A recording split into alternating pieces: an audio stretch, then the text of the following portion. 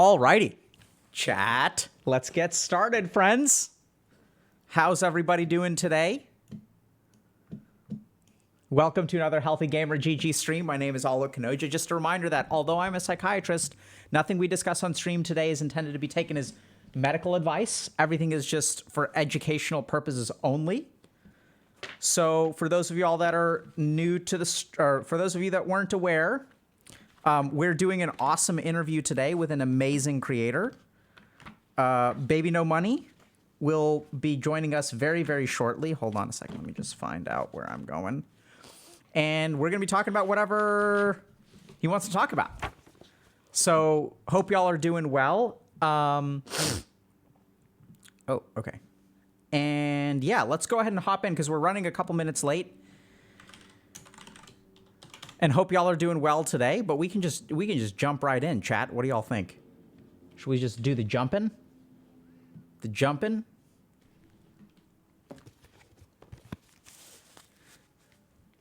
Alrighty. Okay. Hopefully I can hear things with this. Because my thing is, it's scuffed, chat. Okay, hold on. Let's do it. Let me do this. Does it work? Hey, can you say something? What's up? What's up, How buddy? you Okay. Welcome, my friend. Can you count to 10 for me? 1, 2, 3, 4, 5, 6, 7, 8, 9, 11. Awesome, dude. Thank you so much. Wow. So welcome. Thanks, man. Thanks for having me on. Thanks for coming on. We really appreciate it. Oh, absolutely. So let's just start with this. What would you like to go by today? How would you like me to refer to you? You can call me Alex. A lot of people call me baby, and like I like that too. Don't get me wrong, but you know, I'll take what I can get. I think Alex works. Do you hear feedback coming from my headphones or no? Not at all. Yeah. Okay, perfect. I think it's great. Have you got the water? I got the tea. There it is. Nice. Yeah. No. Sometimes people mistake this for water. It's actually water. No, I'm kidding. It's water. Yeah. So Alex, help me understand a little. I mean, is there anything in particular that you want to talk about today, or anything that maybe I can help you with? So, I mean, like, just being a musician is a lot. Yeah. At least all of my, like, musical friends that I work with and talk to all kind of go through some of the same things. I feel like there's, like, a lot of, like, self-deprecation and self-doubt that, you know, I think this also probably, like, encompasses just, like, the parameters of being a content creator because like you assess your self-worth and validation like almost exclusively off like analytics and statistics. Unfortunately I haven't figured it out yet, so Sure. but I think over the past like 2 years with COVID and everything I definitely have gotten okay with it. With for instance I had a song La La La, I don't know if you've heard it, and it just kind of went. Usually my songs would go like this, but this song just went like straight parabolic. Um, and I was like, oh man, like this is it. This is the start of my career. Like this is like I'm gonna be huge. I'm gonna be huge. But in actuality, everything comes in waves, and it ended up going down, and there was a massive psychological issue within myself because I was like, damn, how am I supposed to deal with not everything hitting as well as the other songs and what like that. So I was like, no one really prepared me for that. God bless that, like, I went to university and I'm relatively like a spiritual individual that like I was educated enough to like be like seek help and I was like just happy that I was I had a good upbringing and everything because I was like I don't know if I would have been able to deal with this and as it's weird because it's like it's all so positive and yet there's so many negatives with it. Yeah. Right. No one explained that shit to me and it's like damn, like Yeah. what the hell. Yeah. But it's also kind of like I'm sure like Twitch streamers feel the exact same way. Like I've done a fair amount of Twitch streaming and it's like if you don't keep up, like things go down if you don't keep up, and it's like it's petrifying, you know? It's like, dang, this is like my livelihood. Like I need it to work. Um, so that in itself is just kind of worrisome. Um, but yeah, I mean that's just like one of a bajillion things that I like course through my brain probably daily. Um, Wow. yeah, Yeah. yeah, So, um, I guess thank you so much for sharing all that, Alex. I think there's just so much there. Can I kind of just reflect back kind of what I heard? yeah. Easy, easy for sure. So it sounds like you grew up with some amount of advantages. Like it sounds like you had maybe supportive family, you sort of have a spiritual outlook on things, you've done some college, gone through college, and that you have a lot to sort of be grateful for, right? So like you had particular songs and stuff that were hits, and there was a lot of growth. But it's kind of confusing because no one really prepares you for the roller coaster. and Exactly. and No what one. what you would think is that, like, on balance, if you take all of the gains and all of the losses, you are so far ahead. But that's not sometimes how it feels. That's not how your mind actually looks at it, right? Because your mind is so damn relative. And what it always does is compare to what you've done recently as opposed to looking at like the summation of what you have to be grateful for. And then that's kind of confusing because there's a part of you that's sort of like, well, I shouldn't, I should feel hype about this. And there are parts of you that feel hype about this, but also like sometimes it's kind of weird because like your mental is sort of like not doing what you would expect it to do. And then Yeah. it's kind of confusing even further because then it's sort of like, well, like even when I look at things on balance, if everything is in the end a net positive, like, and that's not enough to raise my mood or whatever, then how do I navigate this? Right? Yeah, exactly. And I've definitely felt like there are so many situations where, well, my manager knows it for firsthand that I said to him yesterday. I was like, look, man, things aren't moving as well as they should be. Like, we gotta go harder. And it's like, Yeah. you know, I was having a cup of ginger tea, and I drink ginger tea every day because I will die without it. I was looking outside the window, and I was like, dude, what the fuck? Like, what am I doing? I'm really happy. I'm so fortunate. But I remember when I bought my apartment, my mom was like, "Congrats! Like you really have done this. Like you know." And I didn't even like I bought my fucking apartment. I didn't even think about it. You Yeah. know, I've been so distracted and so incredibly like um just caught up in my own shit that like I haven't noticed and I haven't taken steps back ever. And I'm now I know that I need to relax sometimes, but unfortunately I'm kind of worried about this year. I have like 100 extra shows until the end of the year. So Sure. it's gonna be very busy. But like yeah, I'm figuring out like the methods and like practices on how to like self-reflect a lot more than I used to, which is good and I think a relatively healthy practice. Um, Yeah. It also sounds tough because I'm sort of hearing you say, like, if things don't go well, right? You got to go Yeah, it harder. sucks. It You got sucks. to go I harder. mean, But if things are going well, you can't slow down. So you've exactly. got two options, right? You got to go harder and you can never slow down. So Yeah. there's just one, and so how do you take a step back? It sounds like you have developed some degree of like keeping yourself sane through certain methods and practices and stuff like that. But Yeah. yeah, man, it's tough. I'd love It to is. talk about this if you're, if that's That's why I'm here, baby. talk. That's why I'm here. So talk to me, Alex, about being a musician. Tell me about that.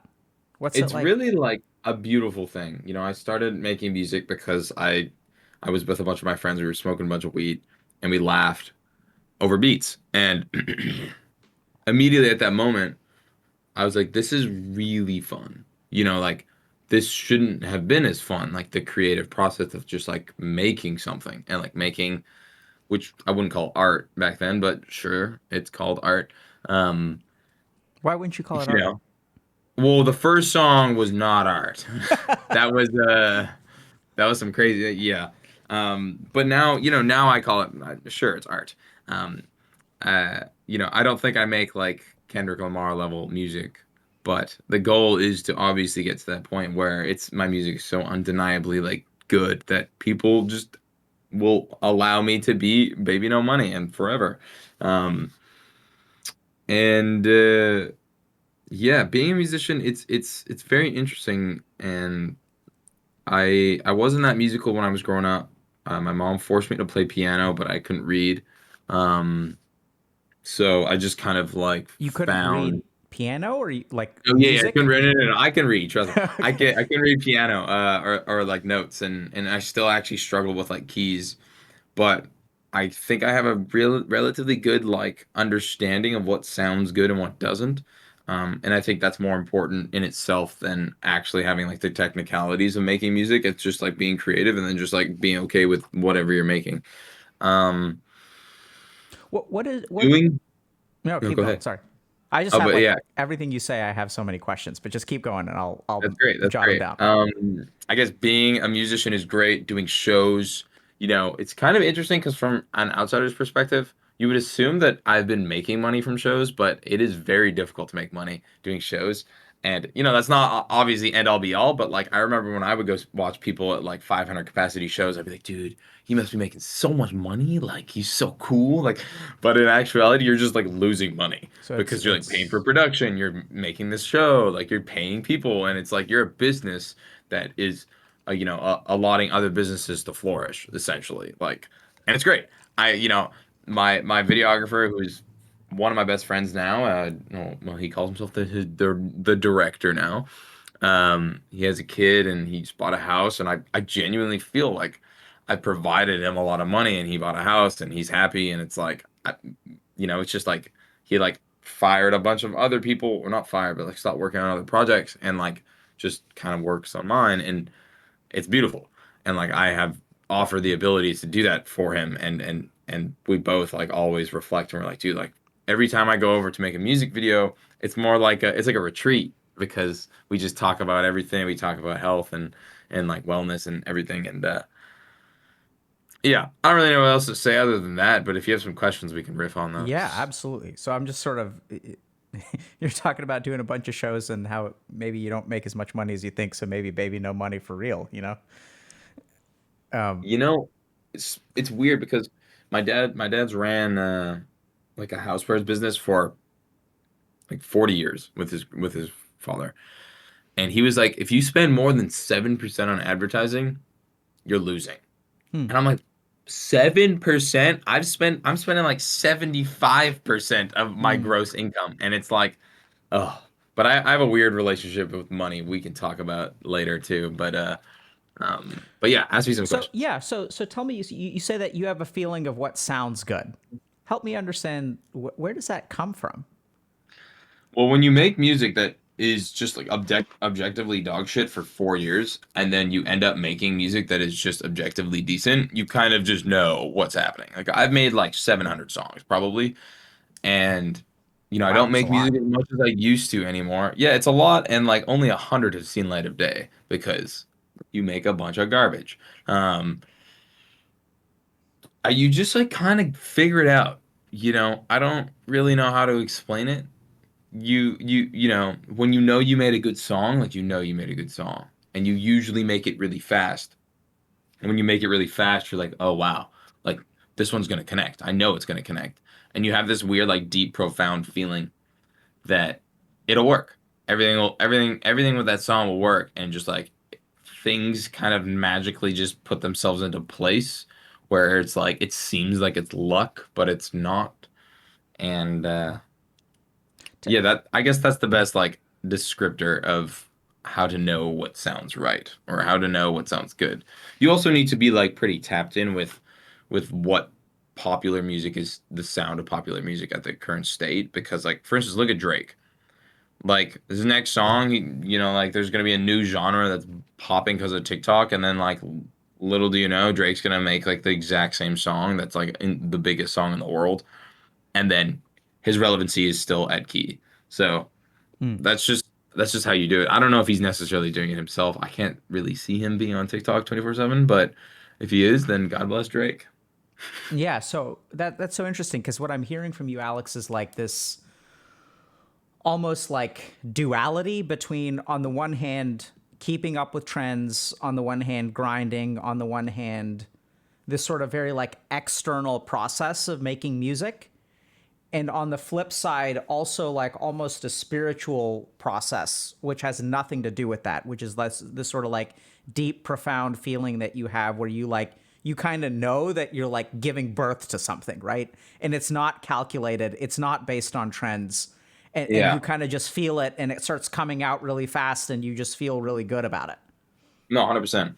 I think it's interesting. I've done my fair share of like dabbling with medicinal and non-medicinal drugs. And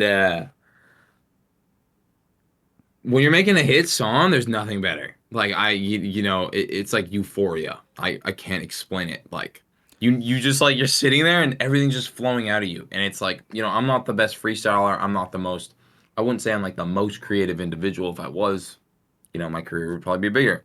But you just feel it. And uh it's like, when you like crush on a girl, you know, uh and you like love them for like the first infatuation period. It's kind of like that. Hmm. When you're making a song, you're like, damn, dude. You start feeling yourself. You maybe take your shirt off in the studio and like you start sweating with the boys and yeah, it's like a really really good time. And I make music with my friends because I'm so much more comfortable with them. And like it's just like making music with your friends. There's nothing better. And creating and that's the beauty of being an artist is like the creative perspective, like having to be creative. And you get accoladed because you're creative. And like when you see that it's kind of like the same concept of being like a stand-up comedian. I feel like a little bit less hectic because the stand-up comedians are like exclusively like they require a laugh, Hmm. whereas like we have more emotions that we can like go with. Got it. um um but dude, Yeah. life's good. I So, mean, so help me understand, what do you think it is that allows you to get to that state of connection? What are the things that sort of allow you to create your best music? What goes into that? coffee for sure. Okay. Um, I mean, if you're living in the 2022s, and you're not a coffee addict, then you're not doing it right, in my opinion. I have like so many gut issues that like drinking coffee is like a double-edged sword for me. So I still do it because I'm addicted, and when I tour, I don't. So when I have a coffee, it's like, wow, it's fabulous. Hmm. It's like the one thing in life that is always gonna be there and is always gonna be good. I don't know if you drink coffee like that, but I fucking love coffee. Um, but as far as like mentally where my head's at when I'm in that, like in the zone, I have no idea. Because if I knew, I would, regurgitate the knowledge of like Yeah. me pinpointing. But So maybe we can talk, because I have some ideas about that. I've worked with a lot of different creators, musicians, also like people like athletes, and even when I've worked with people like traders or professional poker players, like we'll talk a yeah, lot about, kind of getting into that zone. And I'm especially thinking about people in finance where they sort of like, or poker, where they can almost like predict the future, like in an eerie kind of way, right? Where it almost sounds similar to me of your process, where you're taking in a lot of information, but the process of putting that information together is hmm not really conscious. And then like it almost becomes like you have to read what's going on in finance and trends and what's happening with bond prices and cryptocurrency and all that kind of stuff. But then like it kind of goes deep inside you in some way, and then it like, you know, stews for a while, and then something comes out of it. yeah. I mean, I've definitely because living in Vancouver, British Columbia, there's usually no sun, so SADs are a super real thing here. And every time like there's a period of where I'm staying uh in like the off season, I would say. And then I go to LA and there's sun. I'm just like so happy. Everything's bottled up. Like the emotions are bottled up. And I just usually do like a sporadic spree of of writing music, and I usually write like an album in a month, and I just like bang it all out. And maybe that's it. Okay. I have no idea. It's very profound. Yeah. Um, it's super profound. I never expected to be a musician, so I'm glad that I've been able to experience these emotions and do what I want to do every day. Like, people always ask me like, yeah, like what's it like? And I'm like, what it is the best way to describe it is you get up in the morning and you get up. You don't lie in bed. Hmm. I don't remember the last time I laid in bed was I was incredibly hungover. But, like that's the only time I would like lie in bed because I'm like, okay, my body like genuinely needs it rather than like me just waking up on a normal day and be like, oh, I just want to get to work. Or like I just want to like work on this because everything I put into it is like directly correlated with like an increase or more success. And Hmm. it's so refreshing and rewarding to be able to like have my own hand in things. I have a friend that works at a Facebook, and he's just like furious. He's like, dude, like I'm way too creative for this. Like Hmm. I'm doing XYZ every day, and that's all I get to do. And then I'm like, but that's kind of nice. Like, you're doing XYZ, you're getting paid for it. You have a great life now, and you don't have to be creative. You don't have to expend Yeah. those stores, right? So I've always just been like, damn, if I could work a 9 to 5, that would like progress my career to the point where it's like progressing it, like actually genuinely progressing it, I'd be stoked. But it's just too difficult. Like when you have all these social medias and all this data in front of your eyes, all you want to do is just keep feeding the data machine. Yeah. It is. It is. The tricky thing about feeding the data machine, especially when it comes to our mind, is the more we feed it, the more it grows and the hungrier it gets. It's nuts, isn't it? It's crazy. Um, I wish there were no social media, but then I would not be a musician. But I Yes. wish there wasn't, you So, know. can you help me understand something, Alex? You mentioned that you'll be in Vancouver, British Columbia for a while, and then when you go down to LA, you mentioned you used the phrase "bottled up emotions." So I was a little bit confused. Does that mean when you get down to LA, you start bottling them, or when you get down to LA, Oh, you no. uncap them? I cannot deal with not having sun. In Vancouver, it rains like 75% of the days of a year, and it's piss.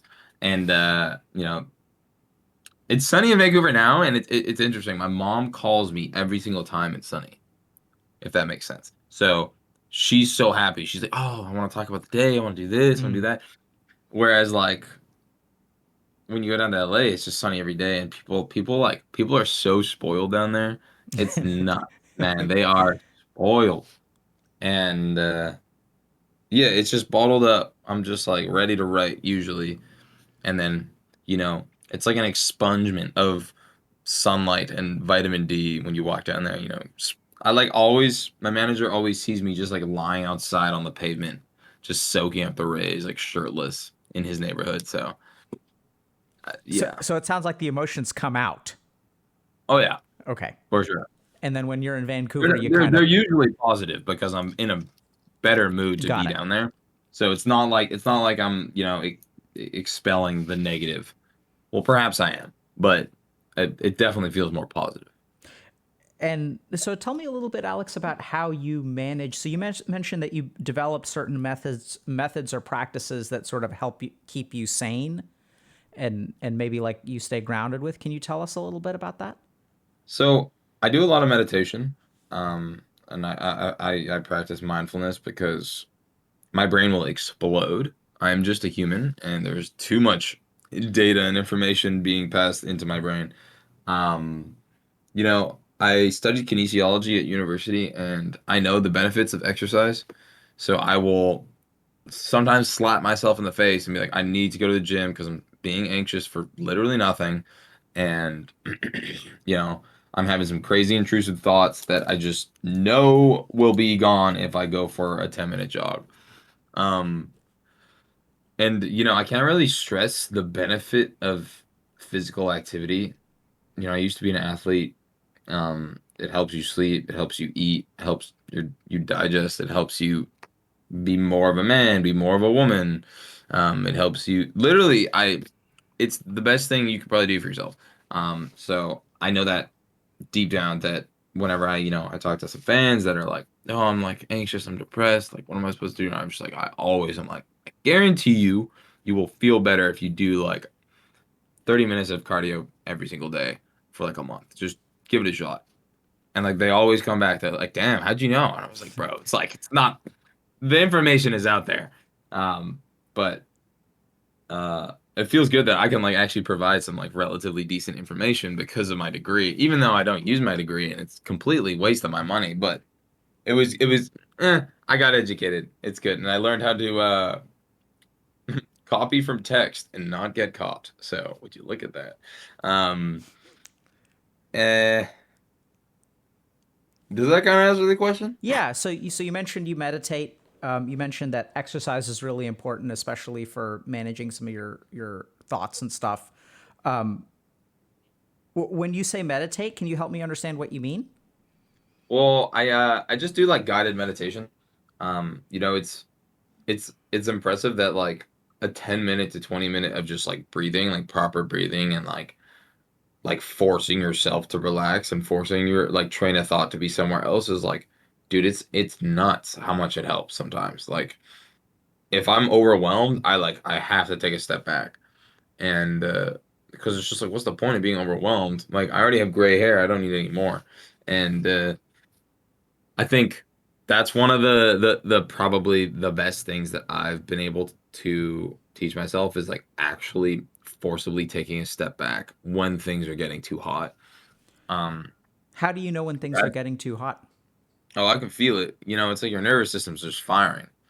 Like, I was talking to my therapist a couple days ago, and she was saying like, yeah, when you're in a room with someone that is feeling hot, like you can feel it Hmm. and like subconsciously feel it because like nervous systems can like kind of like communicate with each other. So um I found that really interesting because like I've been in several situations where people are like, hypothetically mad at me or hypothetically sad with me and hypothetically frustrated with me and you could feel it. So like without like them, addressing their issue where it's like if you're in a room and someone wants to say something to you but doesn't know how to communicate it with you, you can feel the angst. And sometimes when whether or not you can feel the angst or like you have that angst, it's just like, dude, like take a step back. Nothing matters, you know. And back to like the first point that we discussed is like in the end of the day, nothing fucking matters Help unless it's family, help me you know. understand that. Dude, it's like family, friends, people you love, and that's it. Like, dude, nothing matters. Like, that's it. That's the only shit that matters. And obviously, food, because food is I love food. Every type of food, man. There's being able to tour and eat food is the real actual blessing of being an artist. But I have a gut issue, so I don't get to eat too much food. But typically, like Asian cuisine, I just like my favorite. But yeah, nothing matters. It's weird. My videographer and I, we do a fair share of hallucinogens, and like healthy, obviously. And it's great to be able to ground yourself with those medicinally.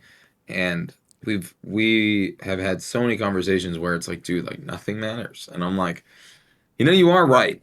In the end of the day, it's like having him in my life matters more than the business that we do together and the money that we might make. 100%. And like what other things in life are like work, enjoyment, and that's it. So it's like So, you know, can you help me understand a little bit about what role hallucinogens play in your what do you get out of using them? Like, what do they do for you creatively? Or I don't really make too many things creatively on them, but when I do a lot of work, sometimes I'm like, yo, Shrez, I'm coming over. And it's kind of just like a reset. It's like an emotional reset where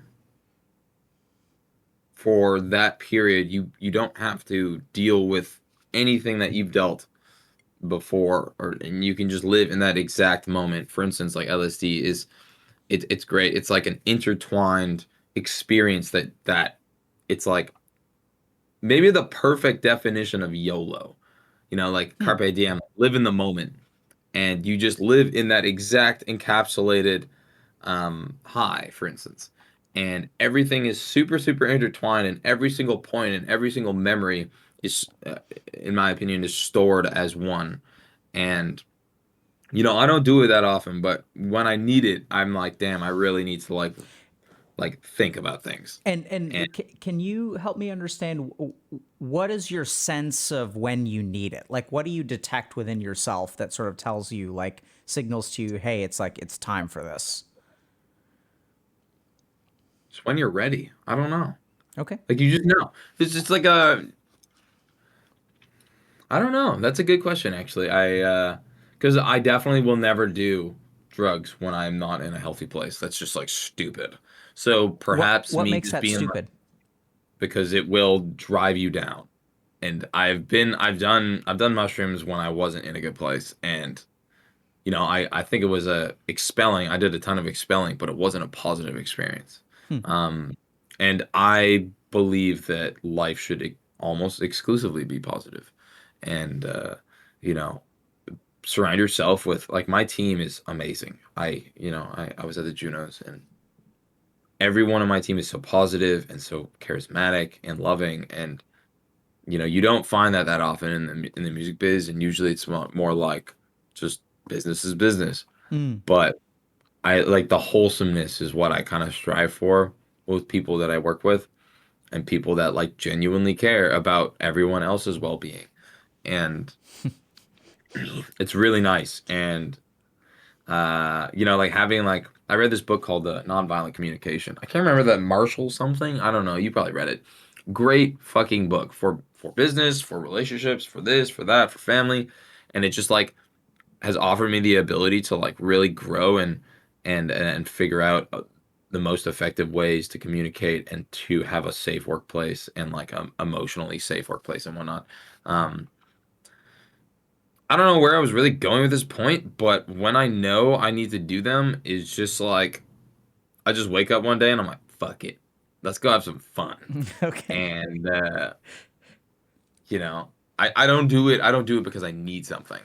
I think I do it because it's like, oh, I like why not just have a little reset? Like a Got little it. press reset. It's like that button. It's like um done or it's done. I don't know, Home Depot button. Home I don't fucking know, whatever. I think Regardless, reset sounds good. So maybe what it, yeah, I've got, let me, can I think for a second, Alex? think all the way. I'm gonna get some water for my tea. We're back. The thoughts are arousing.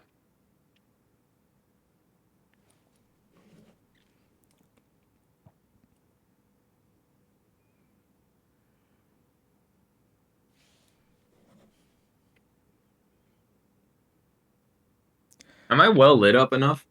I think I am. I Yeah, can't the really only thing tell. is sometimes when you move out of focus, but that's not when you like lean back in your chair. That's really the only thing, but otherwise it's fine. Okay, cool. Alex, I'm gonna kind of push you a little bit. So when you say nothing matters, so there's this kind of idea, like when I see a successful creator, or when I imagine other people see a successful creator, the way that you live your life doesn't seem on the surface to the way you live your life doesn't seem like it's a guy who doesn't think anything matters, right? You're kind of talking about doing more shows. You're talking about grinding. You're talking about kind of hustling. You're talking about, you know, Yeah, waking up. You made 700 songs, 100 of which that does not sound like someone who for whom nothing matters.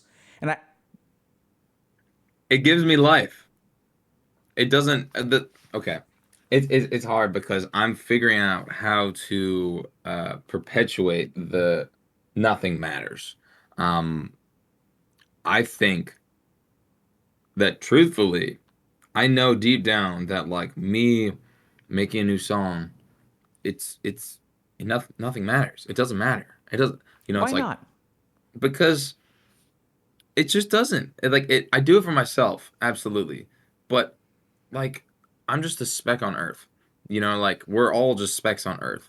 And I think the only thing that matters is like personal growth. And my goal for this year is to become like, obviously it's probably a little bit of a difficult ask, but like become like the best person I've ever been in my 26 years of life. And like whether that's like just having better relationships and like owning up to things that I've done and like really just coming full slate clean, and like that's what matters. That's what matters. It's rather than like making money. Like I love making money. My dad grew me up, you know it's a capitalistic society and we got to play the games sometimes. I'm very fortunate to have made a lot of money, and I'm safe, and it's amazing. It's actually like it's beautiful. And I thank every single one of my fans. Um, but it's like nothing matters. I don't know how to Yeah, explain so it. I maybe we can clarify, because I don't think what I'm sort of hearing you maybe say is that the stuff that people traditionally think matters, like money and fame and success, that the more you've come to understand yourself in this world, those aren't the things that matter. And sort of like if you make a 10 songs and none of them see the light of day, like that actually doesn't matter. Is that fair to say? Is that what you kind of mean by Yeah, that? yeah, 100%. Like yesterday, I was like, I don't know how much longer I'll do music. It is pretty grueling sometimes with touring and whatnot. But I mean, I could just like drop music and not tour. But I was thinking, I was like, damn, like, once I'm done, like, I'm gonna do something that actually matters. Like, start a nonprofit organization. I live in Vancouver, and there's like a really, really bad like drug problem downtown East Side, and it's like, it's the warmest place in Canada, so most Mm. homelessness or homeless people come and they get like train tickets to come to Vancouver. um, and it's bad. And I've lived here my whole life, and I donate a lot of money to the Women's Center. And I like 90% of all the free clothing I ever get, I just give it down. I'm like, I'm not gonna wear this shit, like, so I Yeah. just give it to people who need it. And I've always really, really always wanted to uh, do something positive, like very positive. Like I wanted to be a doctor and I wanted to help people. And when I broke my back, I figured out how to be empathetic, and because I actually went through an experience that was really traumatizing. And I was like, how can I like how best can I help and give back? And I was like, well, I could just give back from being like an athlete and understanding that people go to physiotherapy but never actually fucking do their exercises. It's like, so I knew that, and I like from first experience. And I was like, okay, well, that's what I'm gonna do. And then I feel like I've helped a ton of people with my music, and it's an honor, and I feel blessed to have the ability to just make shit in my bedroom and like make people happy. It's great. But I feel like it's very hard to materialize sometimes through the internet, and I'm sure What do like you mean Twitch. by that, materialized?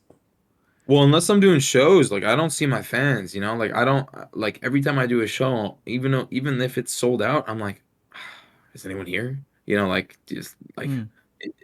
it's like kind of like that surreal feeling where it's like, what the fuck? Like, what is going on? This makes Mm. no sense. Like, I shouldn't be doing this, but I am. And all of my friends are like, Alex, like the show is sold out. People will be here. Relax. And I just have this weird aura around me that's like, uh, whether or not it's like a perfectionist perspective, I don't know. But yeah. What is that aura around you? What is it? How does it affect you? What does it create in your mind? Well, growing up, my dad and my mom are pretty traditional, and like they were like work them to a pulp type thing. I started working at my dad's business like when I was like 8, 9. Um, pay it under the table. Let's go. We got a little money, and it was great. It was super positive. But I'm a workaholic, and it's like I just want my things. I want things that I work on to do well, and um, I'm there's two sides of me because it's like I don't care. I really don't. I don't want to care, but then I do because it's like, I'm putting my personality, I'm putting my emotions in my music, whether or not they're like ridiculous emotions, sure. But I put a lot of time and energy into my music that I want things, as anyone would, right? It's like you write a paper that's 70 pages, ideally you pass. Um, so it's when I was growing up, I was the youngest of the family, and I kind of had it a little bit easy in comparison to my brother and sister, and I feel like there's always just been like a weird little sense of like you'll work harder, work harder, work harder, work harder. Like not necessarily like you're not enough, but like it's just like that workaholic has Mm-hmm. been distilled in my Yeah. soul. My dad was working like 82-hour weeks before COVID hit, you know. My sister's doing her PhD in psychology. Um, and my brother's works his ass off being a photographer, and my mom's Swiss Danish. So me showing up late, never a thing. Um, so that's kind of like where I grew up, and like that was like the vibe in the house. So, and I'm fortunate to say that this is the first time my grandparents aren't doing too well, unfortunately. And this is the first time I've ever felt family distress, and it is such a fucking blessing. And I'm so thankful that I grew up in like a house that was very supportive and very strong and Mm. very healthy. Dude, I can't even.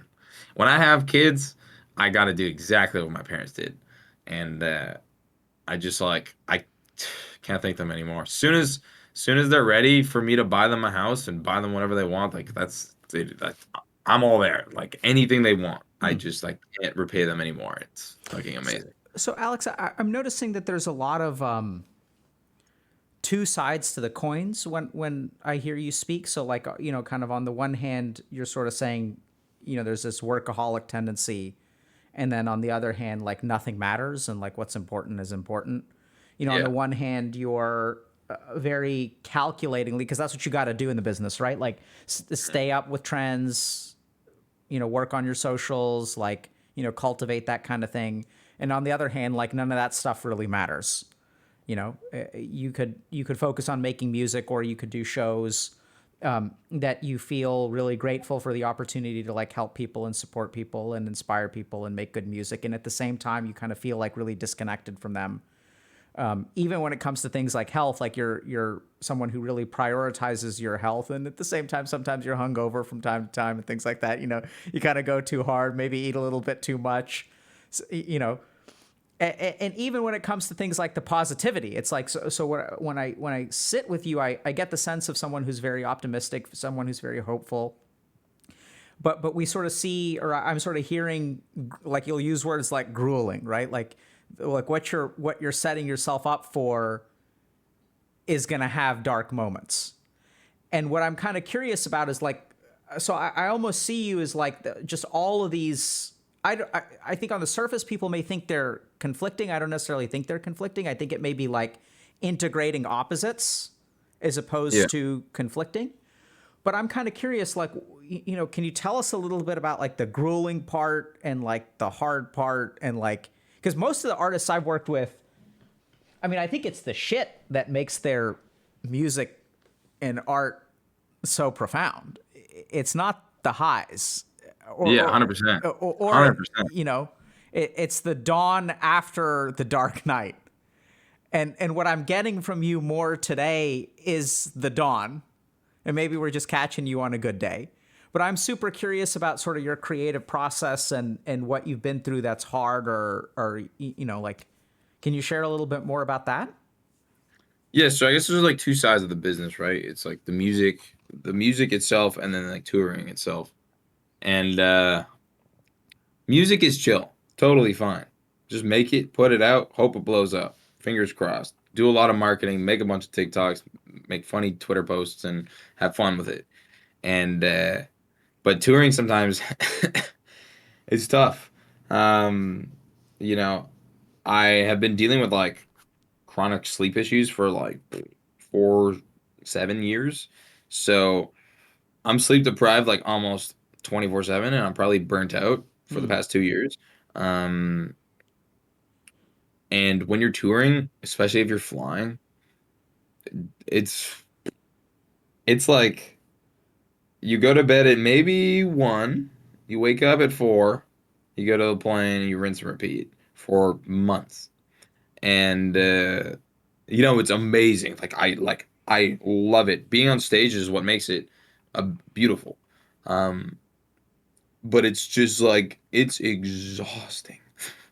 And it's I said this shit up myself, so it's obviously my fault. But so I can't really be like the one to be like, oh, I don't want to do it. But but I really do. I like genuinely do. But sometimes, like, for instance, I have vocal fry right now, and I've drank like 35 liters of water in the past 2 days, 3 days. Like, I've probably pissed out all my electrolytes.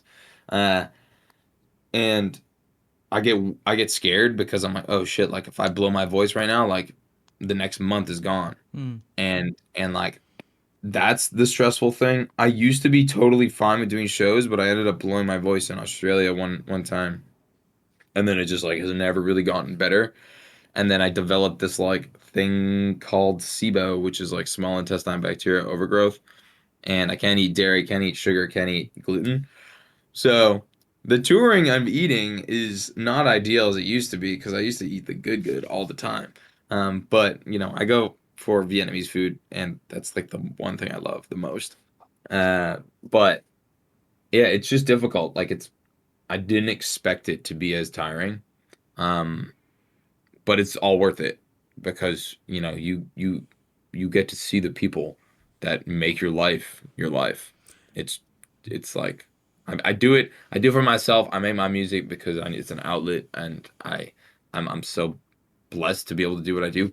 But I do it for my fans because, dude, it's like you gotta repay them somehow, and like the easiest way and the best way to do it is like you throw down a good show, and like you take pride in your show, and you show them that like this is a reason why I listen to this guy. This is a reason why I like fuck with his music, and it's sick. He's great. He's a nice person, and like I've always felt that trying to be give every single person as much time as humanly possible is like the best way to do it because they've given me time. Time is money, and I can buy time when I get older. Alex, if you say it's all worth it,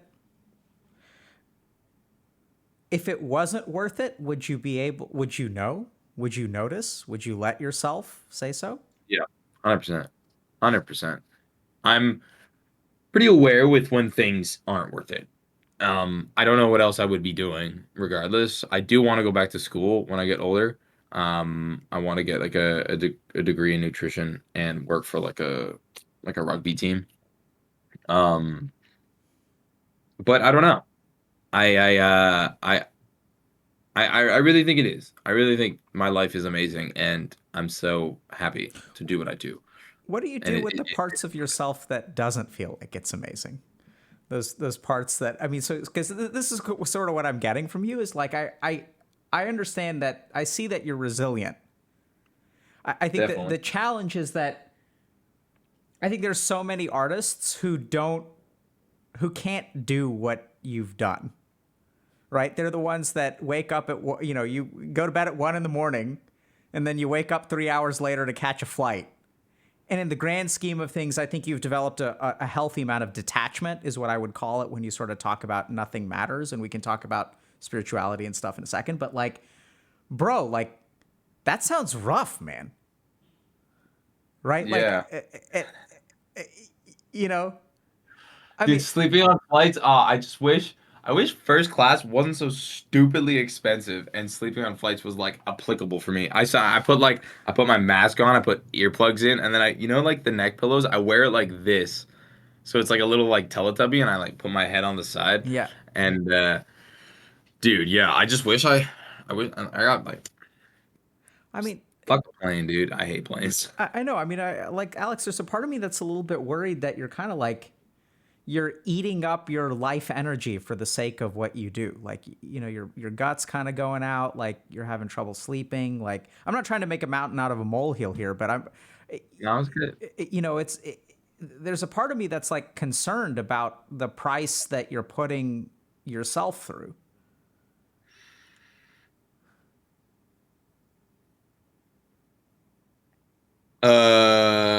I don't really know what to say to that. I mean, my dad, I was hanging out with my dad yesterday and I fell asleep in the living room. He's like, "Bro, it's 4 p.m." And I'm like, "Yeah, but I'm tired."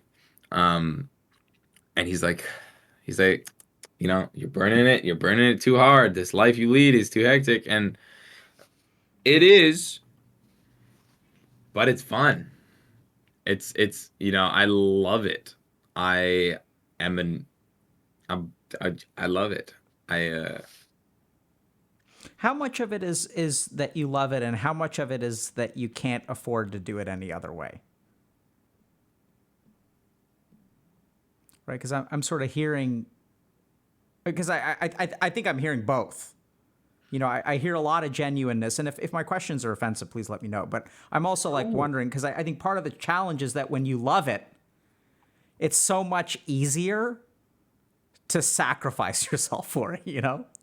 Oh, 100%. There's no Right? there's Like, no and then like the I hustle mean, rolls in, and then the social media, and you're doing so many shows, and it sounds like you're not making a whole lot of money. And then like, like here you are, like wholesome, like doing it for the art, and like this is the music industry, man. Like someone's making money. It just may not be you. Know what I'm saying? yeah, no, it is pretty cutthroat, this business. I don't know. I really that's probably something that I should like well, that's something I know that I should think about more often. Um, I had this manager, Antonio, and we ended up splitting because it was just COVID and no one was happy with anyone. And no Mm-hmm. one was doing well, no one was happy. And I remember we got on a call and we had like a debriefing like 4 months later type thing. It was like a full blown breakup type thing. It was pretty funny. And now we're friends now and we work together again and it's great. But we were like, dude, we were killing ourselves. Like just straight up like ruining our lives. And we had a long conversation about it because like we were spending like 18 hours a day just like trying to market my music and trying to push my music out and like it was like statistically doing infinitely better than my music now and like but it's like at what point, at what cost? um I do definitely, there's no question in my mind, struggle with work life balance. um and I know I have that problem, but it also comes from people who aren't as passionate. Well, And I just like lost you there. What do you mean? Does oh it comes from people who aren't as It passionate? comes from people who aren't as passionate about not necessarily what I do, but about things. I when I focus fire on things, I focus really hard. Mm-hmm. And I love things, and when I love, it's like I love. Um, so I I've been trying to work on the work-life balance within myself type thing. It's like rather than just like going to do things, I've been trying to figure out specifically like what I need from both. Um, but it's difficult. It's a Sure. very that's one of the most difficult things I've ever had to do in my entire life because I love doing what I do, and I feel like a lot of people don't have that ability to say that they do, and it's like it's a goddamn blessing for me. Um, you I know, wonder if that blessing comes with an obligation. Obligation in what sense? Like, since you love what you do, does that mean that you can't take a day off? Since you are so lucky, if that comes with sort of like a certain amount Yeah. of like, you on the one hand, you wake up every day and you're ready to get out of bed, which is awesome. Like you have a lot to be grateful for. And also it's like, if you didn't feel like getting out of bed, would that be okay? Yeah, I hear exactly where you're coming from. A good example was my friend Young Gravy blew up, and I was still at university. He was still at university too. And I just remember being like, I need to take this up a notch. I am obliged because I have to do this.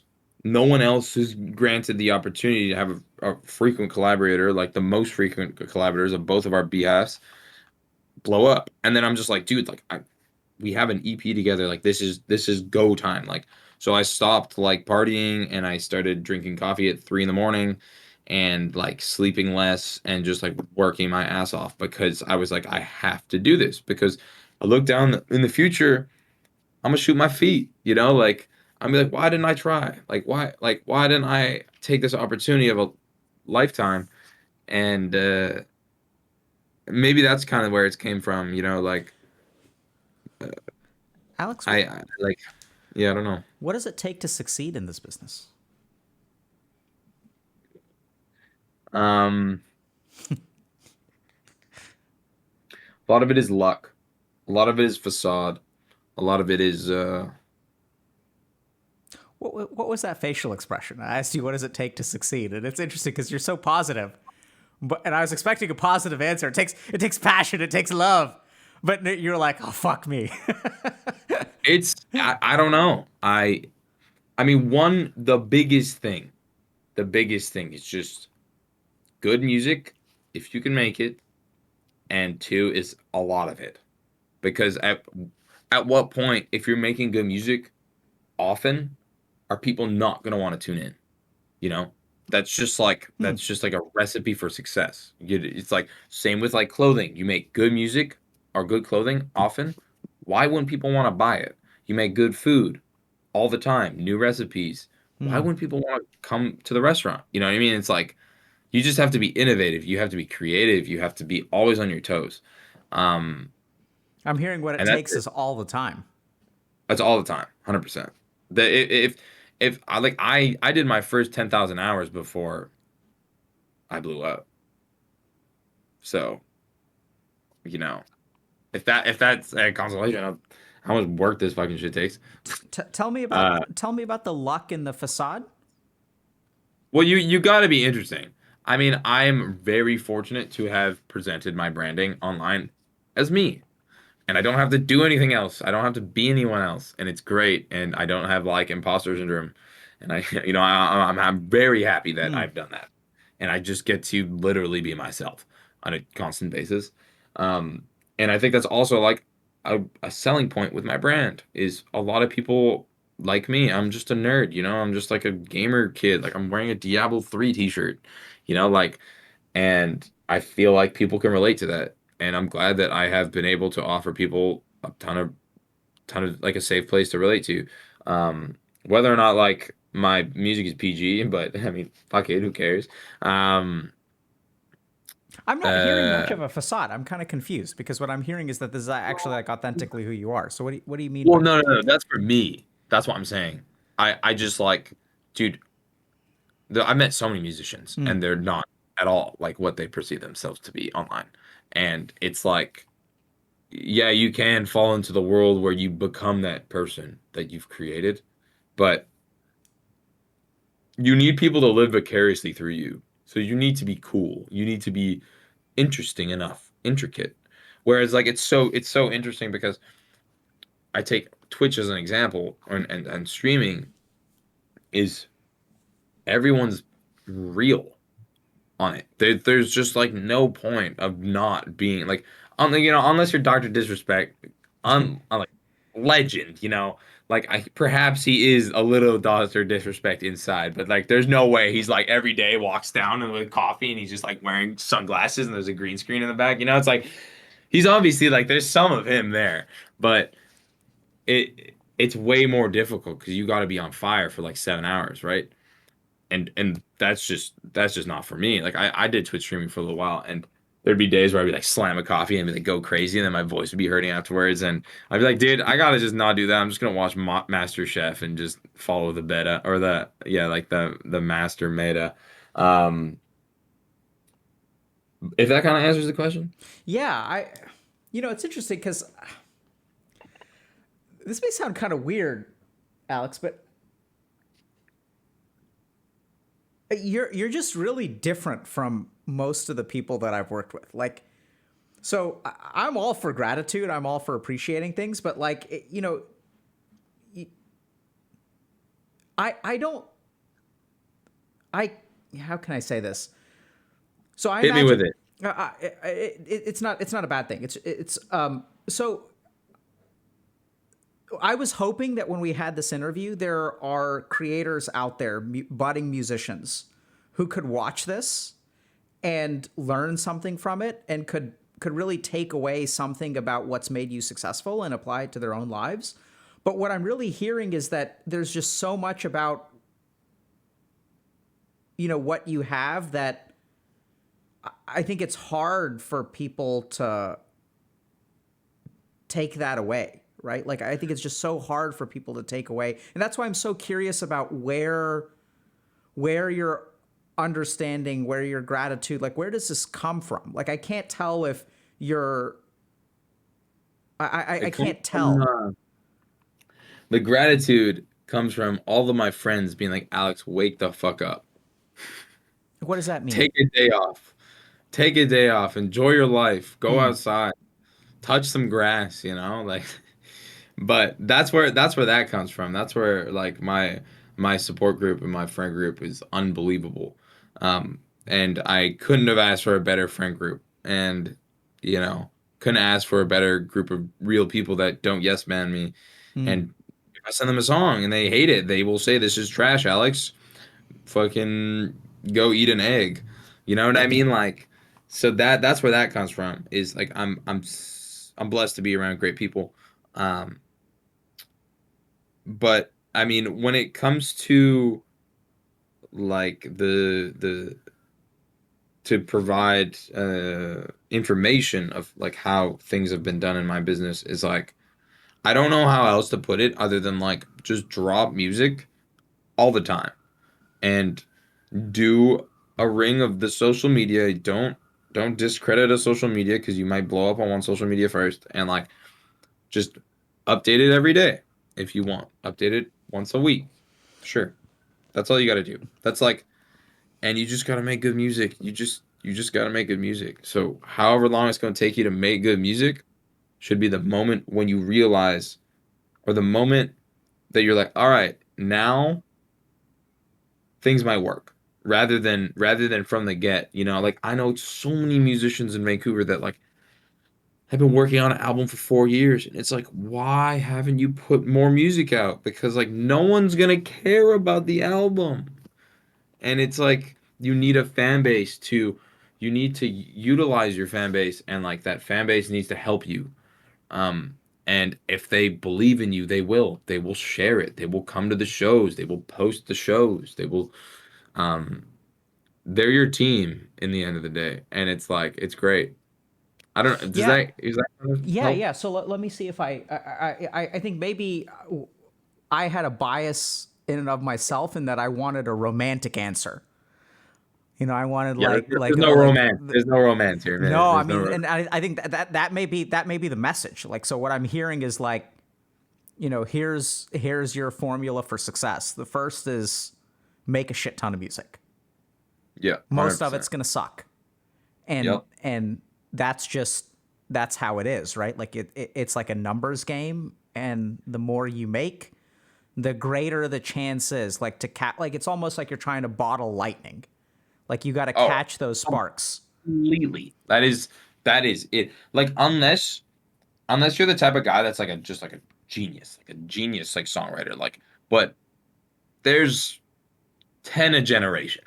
So that's just not the case. Um and like nowadays there's just so much music. And like if you don't compete with the output of music, there's 46,000 songs on Spotify every single day. New songs. New songs every single fucking day. And it's like 0.0001% of those get above like 2,000 streams. Isn't that crazy? Like absolutely mind-blowing. And it's like, how do you beat through the like whack the weeds, Like how do you get through the weeds? And it's like you just need to reach out to people, you need to collaborate, you need to. That's the one thing I actually noticed with content creators, I guess that's like the best terminology to say it, like YouTubers and Twitch streamers, is they are very open to collaborate. Very, very open. And it's, whether or not it's like a little biased perspective because I am Baby No Money, like I have a brand and it's like completely separate from the world, sure. But they're very nice people. The music biz, not so much. Hmm. Um, and it's way more cliquey. It's way more um the just like kind of, I hate to say this word, clout based. And it's like if you don't have your shit up, if this shit's not going, no one cares. And it's like no one will care. And it's like it's difficult, you know. Yeah. I I, feel like whereas like the gaming world, dude, it's so nice. Everyone's sick, and I love playing video games with people, and it's like everyone's just funny, you know. It's like that's it. No one's making sad music because they're sad or like sad gaming because they're sad. Everyone's just happy, upbeat. Like obviously people have their own shit they're dealing with for the most part, but like you know what I mean? It's like it's a completely different like tone. yeah. I mean, there's just so much I'm sort of starting to put together. So one is like, it's this sort of tension between. So what I'm really noticing about your life, Alex, is that you're walking a tightrope in so many different ways. So Yeah. there's like you got to hold on to nothing matters, because if you let things start to get to you in this world of social media and stuff like that, like it's going to tear you apart. Right? You Yeah. can't let that aura of negativity start to take control. And balancing that is that you in the music industry, it is about clout. It is about who's popping off. It is about, because there are 46,000 songs a day. And in a sense, like in the industry, everything matters. Yeah. And like what I'm hearing about kind of your kind of the way that you've made it is, first of all, it's just make a shit ton of music, because some of it's going to be bad, most of it's going to be bad, but also that you've got to grind like on all the other channels too. Like it's like, you got to keep Yeah. up with socials, you got to do shows, you know you got to spend everything you've got to be able to take criticism. And then also, like, in order for you to succeed, just given how much that squeezes out of you, right? Like it squeezes so much out of you, because you gotta be getting on airplanes, you gotta post on Twitter, and you gotta be making music somewhere in there, Yeah. right? And so then how do you survive that? Like you gotta have solid friends. You gotta have Mhm. people to keep you in check. You gotta have people to help you unplug. And you I, gotta I found the the first couple tours were like, okay, like I'm gonna party. You know what I mean? Like, why not? Like this might not last. Ended up lasting, God bless. And dude, first tour was a shit show. Just don't like I don't party much. The last time I partied was at the Junos, and I like really partied because so the Junos is the Grammys of Canada, pretty much. And I got to perform, and I said on live television that I was no longer a virgin, and it was just. Then I dapped up the health minister of Canada afterwards and Shawn Mendes, and it was just like the funniest shit I've ever done in my life. And like it was so invigorating because it was on live television in Canada. And I think I tapped the bell for Canadian culture one time, and I was like, okay, I got to party. I was like, I need to rage, and I don't party anymore because I have my gut issue, and holy shit, that set me back.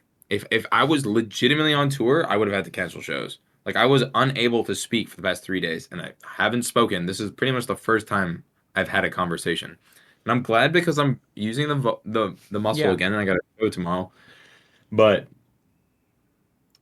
just treat yourself with respect yeah, when you're touring. That's the only way you're gonna make it. Like you unless you're just like Motley Crue, which is hectic, but I don't know if it's just not healthy to do that. And you won't last. Like you will burn out so fast. yeah. I'm And yeah. I'm hearing, to keep up the pace, you've really got to, everything from ginger tea to exercise to trying to sleep right. Because, like, I mean, it's going to take every ounce you've got, and it's going to take a little bit more. And so you've got to figure out how to stay on top of things as best as you can. 100%. And I think what's sort of sad about that answer is it's not this sort of like deep creative struggle, right? It's like It's waking up on time. It's like staying free of gluten and dairy and It's making it making 100 songs that will never see the light of day, or 600 songs yeah. in your case. And It is the struggle, man. It's the struggle. it Not being able to eat pizza is a fucking struggle. Oh my goodness gracious, dude. Bread is so simple, the simplest carb ever, and you can just like and it just fuels you. Pasta, so simple, but nothing. It is what it is though. cool. Yeah. Yeah. Any questions for me so far, Alex? Anything that you're kind of curious about, or anything that I mentioned that you want to talk about? Nah, man. I unless you have like a if anything's like sparked a trend thought process in your head where it's like there are these weird, it's like every single conversation always falls at one point, and it's like every single thing that I state is like there's a note where it's like, oh, that can probably be reiterated because of this. I would love to hear that Yeah. and So just free. I've got a couple of thoughts. One is that I think I think you're pretty self aware, and so you remember I was asking you, like, how do you know when it's time to take a day off? Yeah. And I think what's going on is that you can almost think about it like hunger or thirst, where now I'm starting to see a little bit better that, like, given your work ethic and given your schedule and stuff like that, that like there's almost this like hunger meter, or like I need a fucking break meter, that is kind of like in the back of your mind. Like, how do you know when it's time to eat? You just, some part of your body or mind just kind of tells you, right? Yeah. And that's how you know. And so I think I think they're just, you are pretty self aware. And so I think that you've got certain dials that are kind of, you know, tuning up a little bit. And then you kind of really need to take a break, because it does Hmm. sound like you kind of ride yourself pretty hard. I think another thing that I think we could talk a little bit about, or I could share, because I know also, you've got vocal fry and stuff, and maybe I can do most of the talking for the next 10 or 15 minutes. But we could talk a little bit about spirituality, meditation, and the creative process. So, Sure. I think a certain amount of it is definitely grind. But as you were saying earlier, like, I would almost describe, or based on the work that I've done with people, that, it's a state of consciousness where you're like, it's almost like the flow state, if you've heard that term. Yeah.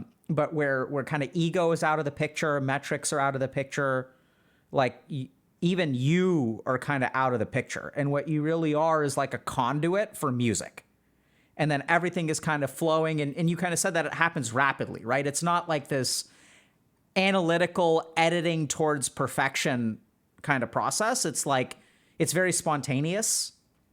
Yeah. I'm not surprised to hear that.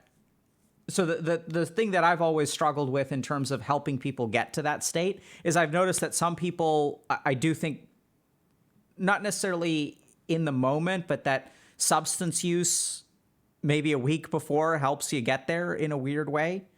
I do think that using substances gives people the impression that they can be in that state, but oftentimes they're not quite as productive. Less true of Yeah. musicians and artists that I've worked with. And some people will use hard drugs and just be like super creative. I think they just pay the price over time, and it's not really sustainable. Yeah. But Definitely. I think that there's, and I would also kind of echo for you as well, that all of the intellectual stuff is important, following TikTok trends and stuff like that. But then, like, I do think that there's this process where you pull all that stuff in. You're paying attention, you're really working with your mind. But then the creation of music is when you transcend that process. You kind of like bring it all in, and then you stick it in a pot and you let it ferment. And then what comes out is different from what went in. Yeah. It's almost like brewing beer, where it's like, we're going to put in hops, and we're going to put in this source of sugar, and we're going to put in this, and we're going to put a little bit of this, making wine, and we're going to put in these different kinds of, and then like what you get out of it is something that is its own thing. And you may not even be able to detect the components. But I think that flow state is actually really, really important. No, And, and totally.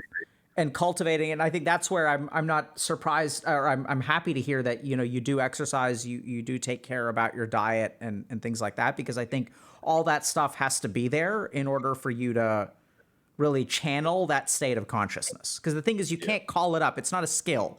Even with all of your experience, you'll enter into it and you'll be kind of like, it'll be coming out of you, and then you'll lose it. And those 600 songs that never see the light of day are when you're trying to create and you don't access it. And so that was just one thing that I just thought was kind of interesting, because to hear you really talk about that kind of deeply profound sort of state that you get in, where it's like you know, like it's almost, it feels transcendent to me. Yeah. No, I mean it's honestly just a regurgitation. Inspiration is kind of like a regurgitation of what you've taken in for the past XYZ. So your point is very accurate. Um, and sometimes I even lyrically, sometimes I will take inspiration from something that is relevant or something that is like newly relevant. Or unfortunately, sometimes I just like don't update my music afterwards. I write it, and then sometimes there's just like I remember there was one song I put out in like 2019. It was like 2017. What up? And and then it's just like, but whatever, it doesn't matter. Yeah. Um, The other it's all the question, vibe. the Yeah, other go question ahead. that I had for you is, can you tell me about Kendrick Lamar? He's a goat. Like his last album, his song "We Cry Together." I don't know if you listen to Kendrick. Um, Not much. but his last song or his last album's great, and there's a song called "We Cry Together," and it's like a 5 minute song with I think some actor, a voice actor or an actor, but it was him arguing with his significant other, and it's just genius. Like I don't know how, you got to go listen to it. They're just arguing. It's pretty much like the heated amount of an argument from typical relationship shit into them going to have sex. And it's just yelling, swearing the whole way through. And it's just there back and forth. And it's like, how is this a song? And it Mm. is a song. It's just genius. And it's like, you don't, we're living through a time where he's like going to be like a legend, like undeniable legend to the point where people 100 years from now may listen to Kendrick Lamar. Um, What and that's a blessing. what is it? What is it that makes him so good? Um, What do you respect about his work? it's very contextualized, which a lot of music nowadays has no relevancy towards other songs. For instance, my music.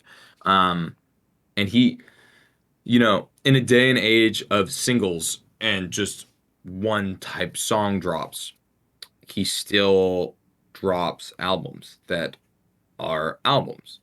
And a lot of other musicians do it, but he does it just better than most. Um,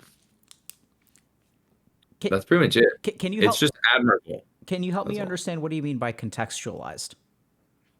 Like everything sounds like it fits. Like as an Um, album? as an album, yeah. Like you listen to like Pink Floyd, back in the day, it's like when you run an album, you run the album. You like have to listen to it in full because it just makes so much sense. They were the Mm, first people that were doing like beginning and end of songs that were running into the older songs when they like it would keep on mm. the vinyl, it would go through, right? So, and they were the first people to do that. And like look at them, legends, you know? Um like I recently just listened to a bunch of Pink Floyd again. I was like, holy shit, they made some hits. Like really good songs. And you know, they went down in history for sure. They're still, they're still history. That like it history in the making is right now with Kendrick Lamar and like some of these other greats. And he just he just embodies like an album really well. Um and it's almost like he's painting a picture. His songwriting ability is fabulous, and it's very vivid almost. Hmm. Like Good Kid, Mad City is probably one of my favorite albums ever. And there's a scene where he's talking about like how his friend was shot in what's it called, and there's so many sound effects and there's so much like imagery just Hmm. distilled in your brain when you're listening to the song, and it's like holy shit, like I can see this photo, I Hmm. can see this happening, and not many musicians have that ability. You know what I mean? Like I can say like pee pee poo poo and stuff like that and fun stuff, but like my next album, I'm really going to spend.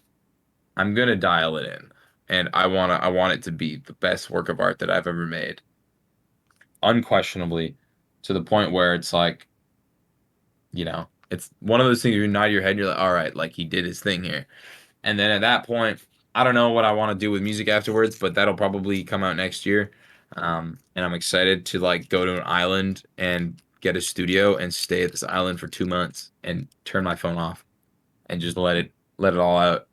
So, um, but that's why I like Kendrick. Kendrick is really great at painting a picture that Yeah. not many musicians can. So just to see if I kind of understand what you're saying. So like the first thing is that in this world of content creation, right? Which is such a soulless kind of It is like rebellious. There. algorithmic, like we're moving from blogs to vlogs to video essays to TikToks to, you know, a world from blogs to Twitter, right? 160 characters. Mhm. Everyone's making standalone songs, and Kendrick is making an album. Yeah. He's elevating it. It's like back in the day, like I mean, I don't even know if you're gonna remember this or if you were when I was growing up, like, episodes for cartoons that I used to watch were not narrative. They were like one episode and it has no connection to any of the other episodes. And Mhm. nowadays what we have is we'll have like TV shows that are like narrative, right? They tell like one story over the course of a season or multiple seasons or things like that. And I'm almost hearing you kind of say that what Kendrick Lamar does is his whole album is like, as you mentioned, contextualized. So it all fits together. So Yeah. everyone else is making like, one-liners and he's just building something that's larger, which is so much harder to do. I mean, he genuinely also has the ability to do that because like musicians nowadays, like if you just gotta drop singles until like you get a fan base, and like he's one of the biggest in the world. So if I was at his level and I didn't drop like an album that was like all front to back type thing, then I'd be doing a ginormous disservice to myself. Sure. Uh, because like that's what I want. That's what every musician wants. They want to be able to dial it in and write exactly like a perfect album. Mm. They want, obviously music is incredibly subjective, but they want to be able to write a front to back type thing where if you have that big of a fan base, like You can afford to do that. you can afford to do that. Yeah. Absolutely. Whereas like me, like singles naturally just do infinitely better than album songs. Like if you go into any one of my albums, like my album tracks, like on a good day, they'll be doing like 6, 7 million in half a year. Whereas like a single probably will be sitting at minimum 15, 20. And, it's just like arguably like it's a night and day type of effect. Sure. Um, so yeah, Kendrick's great as hell. He's the best. And it also sounds like he's able to use music to paint a picture, which is, Oh, oh well. which is so interesting just from a neurological perspective.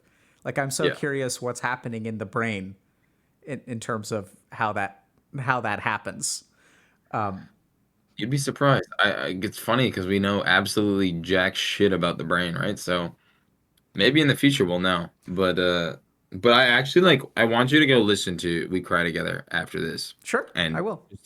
just experience it because it's not something that you turn on at the party. It's barely something that you turn on with the boys. It's barely something you turn on in the car. It's like you listen to it and you're just like, wow, like this is like a work of art. This is like Sure. literally art. So it's great. And Alex, what I'm also hearing from you is that, you know, this is going to be your year to really make the best music you've ever made. I mean, knock on wood. But yeah, January, February, I've already told all my producer friends and all my friends, I was like, dude, I was like, we gotta dial it in. I like exercise, beachfront, like eating wherever island I'm gonna be on, eating local food every day, fish, like living the life of a successful musician, but more importantly, making what I really, really, really have been dying to do and like actually dial it in, and like Yeah. however long it takes, Yeah, type I thing. think it's interesting because you talk about sort of living it up, but what I'm sort of hearing is that you're gonna need every percent that you can get. You're gonna need every drop that you can get to really create what you need to create. At the level that you're talking about when dialing it in, it's like you're gonna need that atmosphere, you're gonna need the sun, you're gonna need the fish, you're gonna need the waves, you're gonna need it all Yeah. because it's gonna take everything you've got and it's gonna take more. So you better set yourself up for success. No, 100%. I actually like haven't been excited for something in a while, and like I'm really excited because like I finish all my shows in December 18th, and then I'm gonna probably do Christmas with my family, and then I'll leave. But yeah, it's gonna be sick. I'm gonna have so much inspiration because it's so difficult to write music on tour because voice and this and that. Yeah. So it's gonna be great. I'm excited for the future. Cool. Yeah, should Yeah, be I good. mean, I feel like we're at a good point to stop. What do you think? I'm all for it, man. I really appreciate you jumping on and allowing me to vent and I like hearing things back to me. So I Yeah, think no, I was going to say I really appreciate you coming on and explaining Kendrick Lamar to me and a lot of other stuff. But no, I really just love to hear about your creative process and sort of like, what it takes and what you've been through and how you manage it. And just in terms of the picture you painted in my mind of what January or February is going to look like, all I can say is like, I wish you the best of luck. And I think this is what you've been put on this earth to do, man. So you gotta my take. friend my friend's mom talked to a medium, and she was like, "Can I mention your voice and or your name?" And I was like, "Sure." Like whatever. Like I love the mom, and she was like, "The medium said you're put on this planet to make music." So maybe Trust she was just regurgitating what you were going to say, and yeah, I think I am. It's not the best, but it will be. So that's the goal, right? words to live by.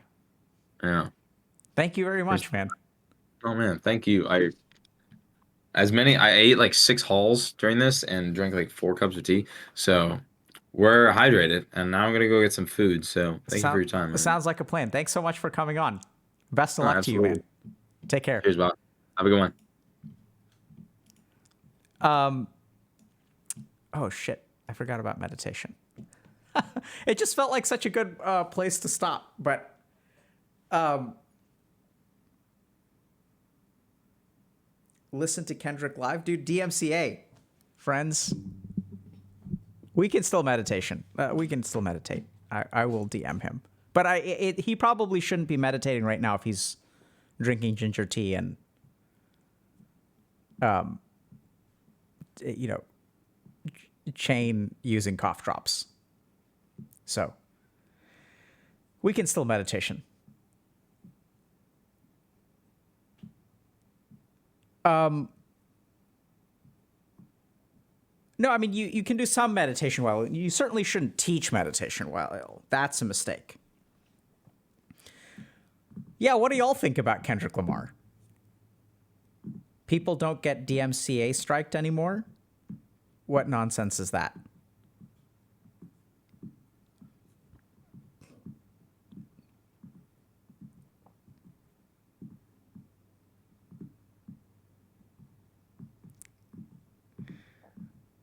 Okay, let's do some polls.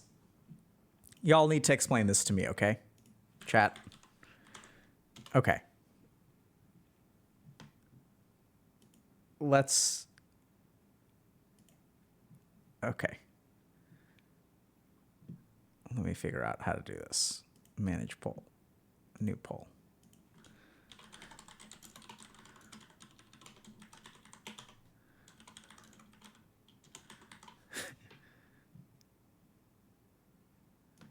Uh,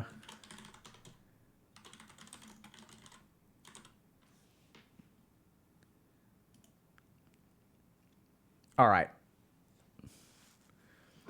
What do y'all think?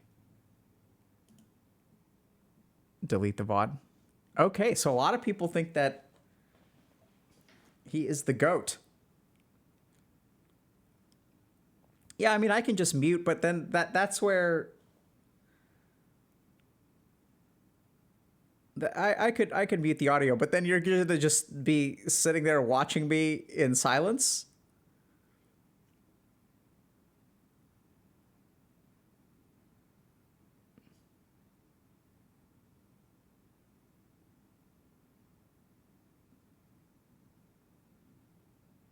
We put her on as well.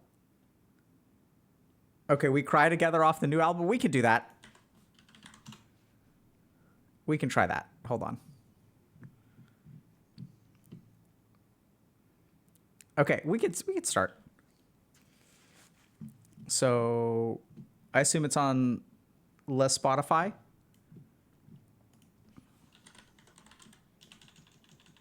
We cry together. Okay.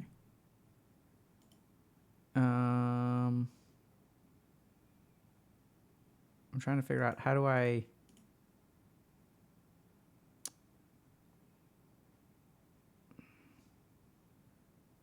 Okay, so I'm gonna add it to a playlist. Okay, y'all ready to do this? What's the song name? We Cry Together. So what we can even do is, I guess we can. I can post a YouTube link. I'm sure. Oh, interesting. So it's 7 days old. Okay. So interesting. Okay, so we've got it here. Let me just post it in chat. Yeah, I'm gonna count down to when we press play. And I'm gonna actually listen on Spotify as opposed to the music video. Okay. All right, y'all ready? So we're gonna do this in. I gotta mute. Okay, I muted desktop audio. We're gonna do this in 3, 2, 1, go.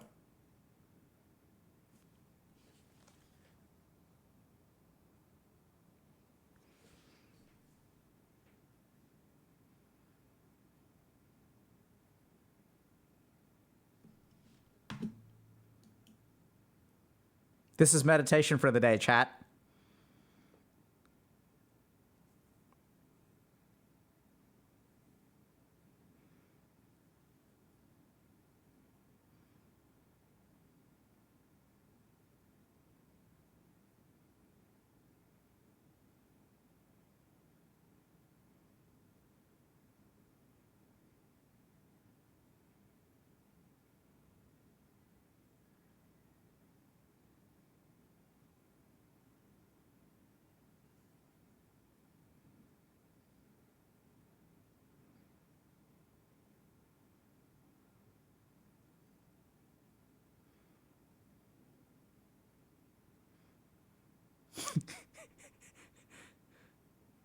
It's hard to meditate to.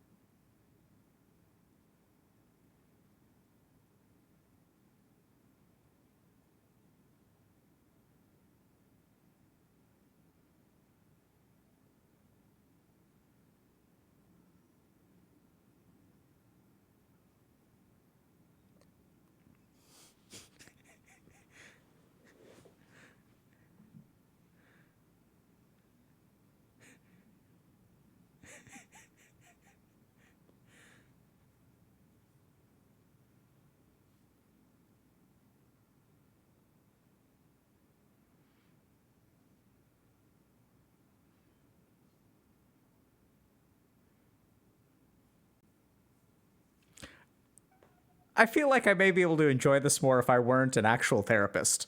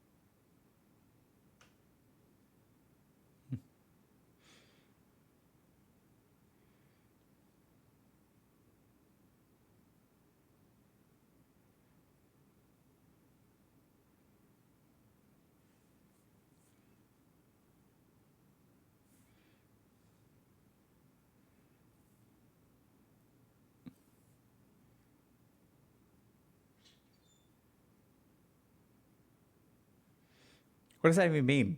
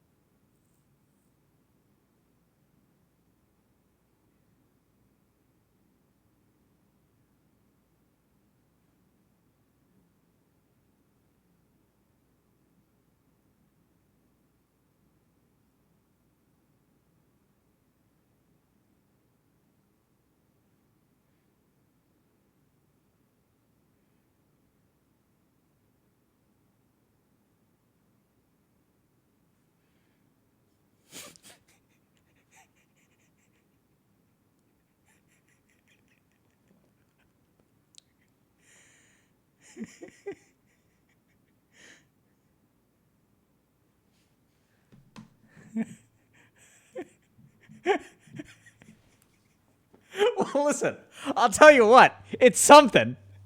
It's certainly something. It's certainly something. I don't even know. Okay, so this is what I'll give. This is what I'll give Kendrick Lamar, and this is the first time I've ever heard one of his songs. Okay, this I gotta give the man, and this could make him a genius. I have no idea. That is definitely. That's the only song that I can think of where I've heard it, and the first thing that I want to do as soon as the song ends is listen to it again, because I have no idea what the hell just happened. Like, it overloads my brain. I don't know if it's good, but so there are like other songs where like that's the only song I can think of where I've heard where like I definitely want to listen to it again, but I have no idea why. So you'll hear like a great song, right? You'll hear a great song and you'll be like, oh man, that was so awesome. Like, let's listen to it again so that we can enjoy it again, right? That's the presumption. When you finish a song, you go back and you want to listen to it again because it was fun to listen to. You enjoyed it. I'm not even sure I enjoyed that, but I certainly want to listen to it again. So you gotta hand it to him for that at least. It almost feels like an itch that feels good to scratch because the itch itself is not good. Right? And scratching it sort of feels good. And you want to keep doing it, but if you keep doing it, it's probably going to end up bad. Like, you're going to mess it up even more. You shouldn't scratch it. because it'll increase the amount of histamine in the bug bite, and then it'll itch more. But I got to give him that at least. So the other thing is that, I mean, it's so interesting just from like a couples counseling perspective.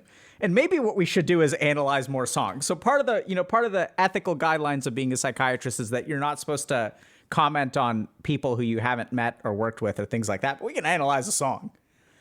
And the interesting thing, the main thing that I kind of took away from that, which I think the song is a sort of a good representation of, is that like we can say a lot of nasty things to each other. We can really detest each other a lot. We can also bring in global gender dynamics into individual conversations about individual people. But I think it's like the one thing that song I think really illustrates to me is that when people truly like care about each other, that's when sometimes the nastiest shit comes out, right? So it's like, it's the hurt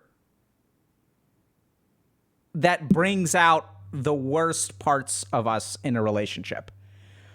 And that's what's so interesting, because you could listen to the beginning of the song and you could be like, how could they ever, they're saying such nasty stuff to each other. But like the more you're hurt, the harder you hit back.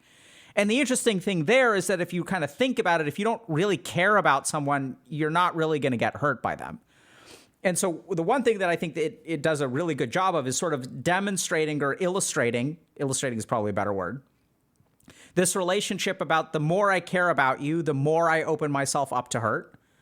And the more that it hurts, the harder I hit back. And so paradoxically, the more toxic the relationship, sometimes that's because there's so much real, it feels like this word is insufficient, love there, right? So there's so much like authentic connection there that like, and it sort of kind of like illustrates this point of there's a very thin line between love and hatred, right? Because love is like, it doesn't take much to turn love into hatred. And, that's my thought. Is he the greatest of all time? I wouldn't know.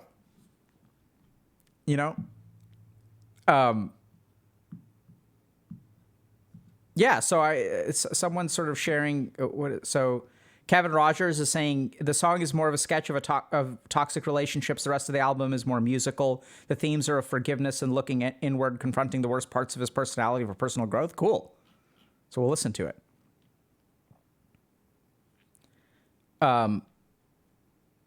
So Tasiame23 is asking, what's your opinion on using marijuana while working on getting over / through anxiety, depression? So generally speaking, this isn't medical advice, so we don't really know what you're struggling with and stuff like that. But generally speaking, substance use makes mental illness worse, not better. There's kind of like, when I was working as an addiction psychiatrist, I worked on something called a dual diagnosis unit, which is when oftentimes people who are struggling with mental health issues will also be using substances. And what we found, if you look at like kind of the practice of psychiatry, is that when someone's struggling with depression and you try to give them like antidepressant treatment or try to do therapy or things like that, the alcohol tends to interfere with that. And furthermore, even if you deal with the depression, that the alcohol can trigger depression, and the two really don't go well together. So it's really hard to treat the depression without getting rid of the alcohol. And it's also really hard to become sober as long as you're feeling depressed. Now, you asked a question about marijuana, but I think that's generally true of most substances, because remember that substances numb us, but what they also do is like kick the can down the road, and oftentimes we don't actually deal with our problems. That being said, sometimes, you can't tackle all problems all at the same time. So if you've got way too much going on in your life, for some people, they'll choose to kind of go that route. But generally speaking, I wouldn't recommend it. And I think that oftentimes what people find is that temporary relief sets them up for failure tomorrow. And y'all can even check out, there's a lecture in Dr. K's Guide to Anxiety about rebound anxiety, which if you have questions about marijuana use and anxiety, like that's a very good lecture where we explain a lot of it.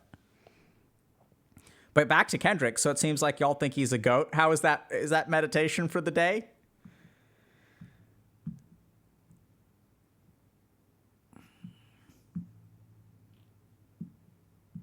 Yeah, so someone else, Beanie Boy is saying, what if I'm not solving my problems anyway? Can I use drugs and just numb it down? So that is the response from a mind that's addicted, right? So the addictive mind is like, ah, ha, ha, ha. So here's the thing. Here's the key thing about the addictive mind. The addictive mind will frame whatever scenario it needs to that results in you being able to use as much as you want. So if your mind keeps on twisting and turning and doing mental gymnastics and yoga poses so that you can arrive at the conclusion of, I get to use anyway, that's how you know the mind is addicted. Does that make sense? Y'all got that?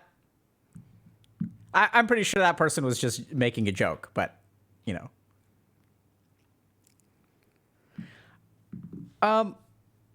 Yeah, we could do more song reactions in the future. How do you get out of your own thoughts? That's a very good question. So let's do a little bit of meditation. So Sact is asking this question. How do you get out of your own thoughts? So let's talk. We'll do like a very simple meditation today, okay? A bonus meditation. There's the Kendrick Lamar meditation, and then there's the bonus meditation. So here's the thing to understand about thoughts.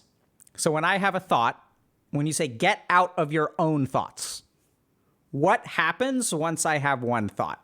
That propagates another thought, right? So let's say I think like, oh my God, I forgot to pick my friend up at the airport. They hate me now. And then what happens? Does our mind kind of think, oh, they hate me now? And then I'm like, okay, well, I guess I have to go get milk from the grocery store now. Da, da, da, da, da, da, da. No, that's not what happens, right? One thought propagates another thought. Oh my God. How could I be so stupid? Now they're not going to invite me to their thing, or they're not going to come to my birthday party. And if they don't come to my birthday party, they're not going to invite me to their birthday party. Should I apologize? Should I do this? And this isn't the first time this has happened. And what's wrong with me? So each thought propagates its the next thought. So if we think about it, what is the origin of your thoughts? The origin of those thoughts are additional thoughts. And so we get lost in our own thoughts. So what we're sort of doing is like we're planting a forest and we're kind of getting stuck in that forest. Okay? So this is where if we want to get out of our own thoughts, what we have to do is get thoughts from somewhere else. Like we can't just be building thoughts off of ourselves. Okay? So it's like simple. Like you just have to get thoughts from elsewhere. So this is where, for example, people know this, right? Which is why we'll distract ourselves. So what is the purpose of distraction? So if I turn on a TV show or something like that, or I start watching something, or, I start listening to music, for example, those can be distractions. And so what does that mean, distraction? It means literally now that I'm listening to this music, my mind is thinking about the music as opposed to thinking about my thoughts. So the best way to get out of your own thoughts is to direct your thoughts into a different place. Now, one way to do that is distraction. The other way to sort of do that is like through meditation. So this is where there's a subtle sort of issue here, which is that you can give yourself a sensory stimulus and hope that the sensory stimulus can uproot your thoughts away from your own head and towards something else. That's distraction. But meditation, I think, is the practice of building the skill of letting go of thoughts. And so like uprooting yourself. There's an uprooting and there's an external movement. But the tricky thing is that that's like actually two separate things. I don't know if that sort of makes sense. Because sometimes when you turn on a song, you're not able to stop thinking about what you're thinking about, right? And the song does not succeed in distracting you. And if that's the case, then what you really need to do is strengthen your mind's ability to let go of a thought. Okay? So what we're going to do right now is we're going to just do something super, super simple, which is we are going to focus on a breath. Okay? And what we're going to do is just close our eyes. Right? And if you're stuck in your own head, the first thing that you're going to see is that when you close your eyes, and we're going to sit up straight, so spine straight, back straight, neck straight, is that when you close your eyes, you become more aware of the thoughts. And interestingly enough, as you become more aware of the thoughts, there's actually a tiny amount of distance between you and them. that when you're not really aware of the thoughts, when they kind of control you, you're kind of stuck inside them. But by closing your eyes and actually giving attention to them, you start to move outside of them a little bit. Now you can observe the action of your mind. And now what we're going to do is take a deep breath in. I guess I'm going to yawn. So take a deep breath in and then slowly breathe out.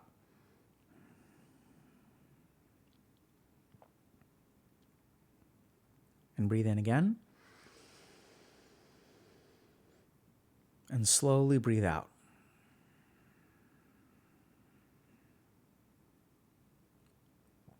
And now what we're going to focus on is as we breathe in, I want you to hear the passage of air through your throat. So really try to hear the movement of air in your throat.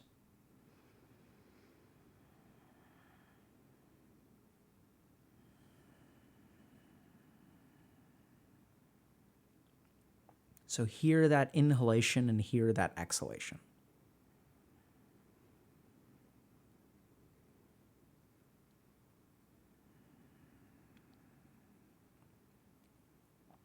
And now what I want you to pay attention to is that you can alter the breath in different ways so that it is easier to hear or harder to hear.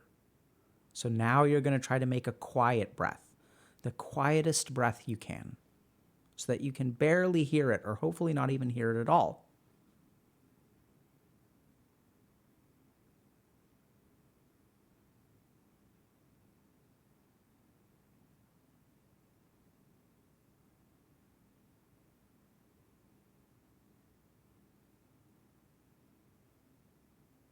And as you breathe this way, notice how strange it feels to breathe. You're not even really breathing.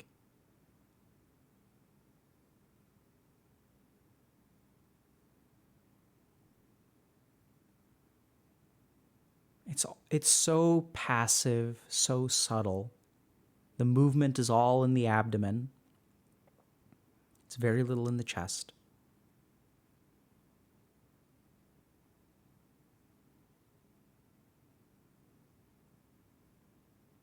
And notice how different it feels. Just sit with yourself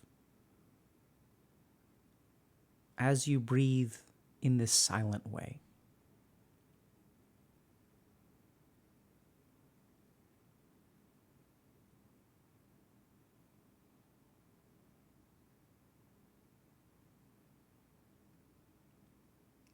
And in the same way that closing your eyes tunes you into sound,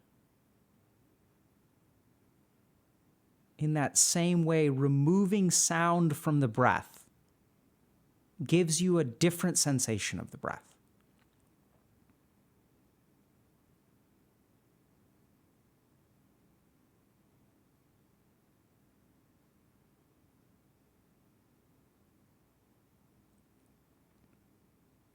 And now we'll return to regular breathing. Try to bring up that sound a little bit.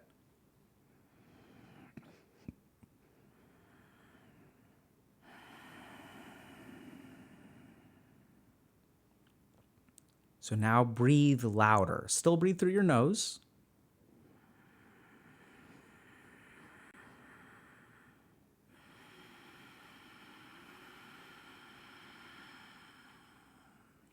Notice the difference, the forcefulness of the breath, the friction of the breath, even the power and the energy of the breath.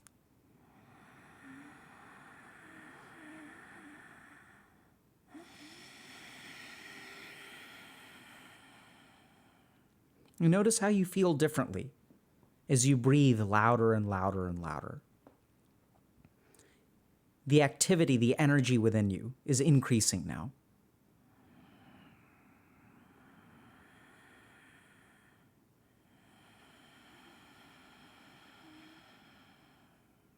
The breath becomes hardcore breathing.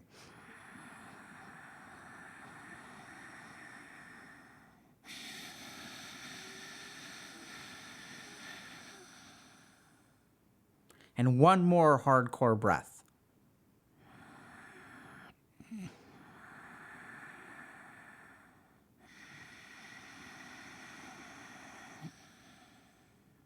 And now return to silent breathing.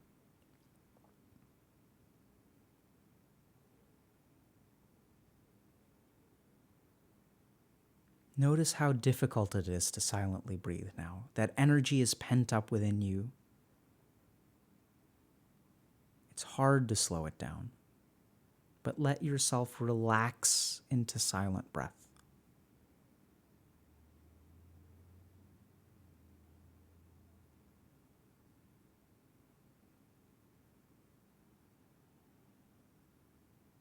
That to breathe silently requires you to surrender to the breath instead of you forcing the breath. When you breathe loudly, you're in control, you're driving it, you're directing it. But with the silent breath, it's pulling you along.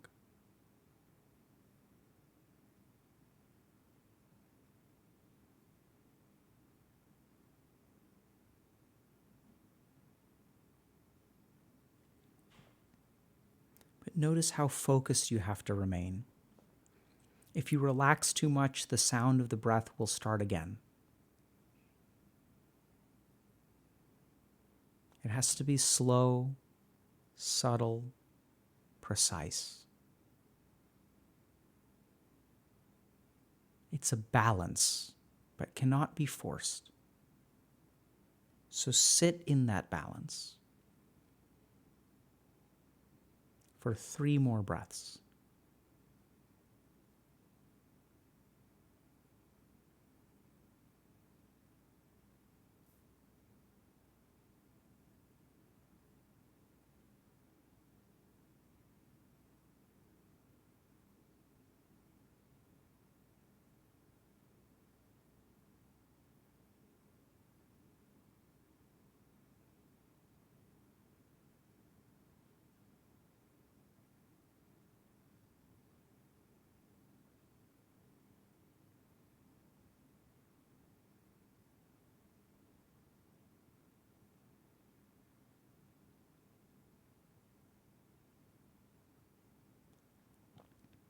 And now, let your breathing return to normal. Take a relaxing breath. No more focus, no more precision, no more balance. Let yourself go a little bit. Slowly open your eyes. See the brightness of the world around you.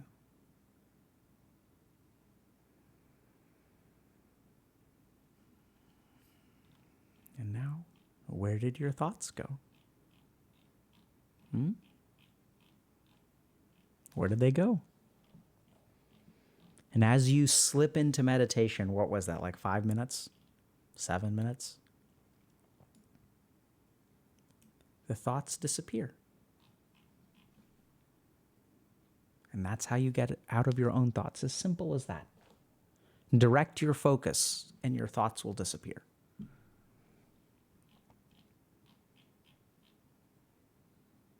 And they're back. Yes.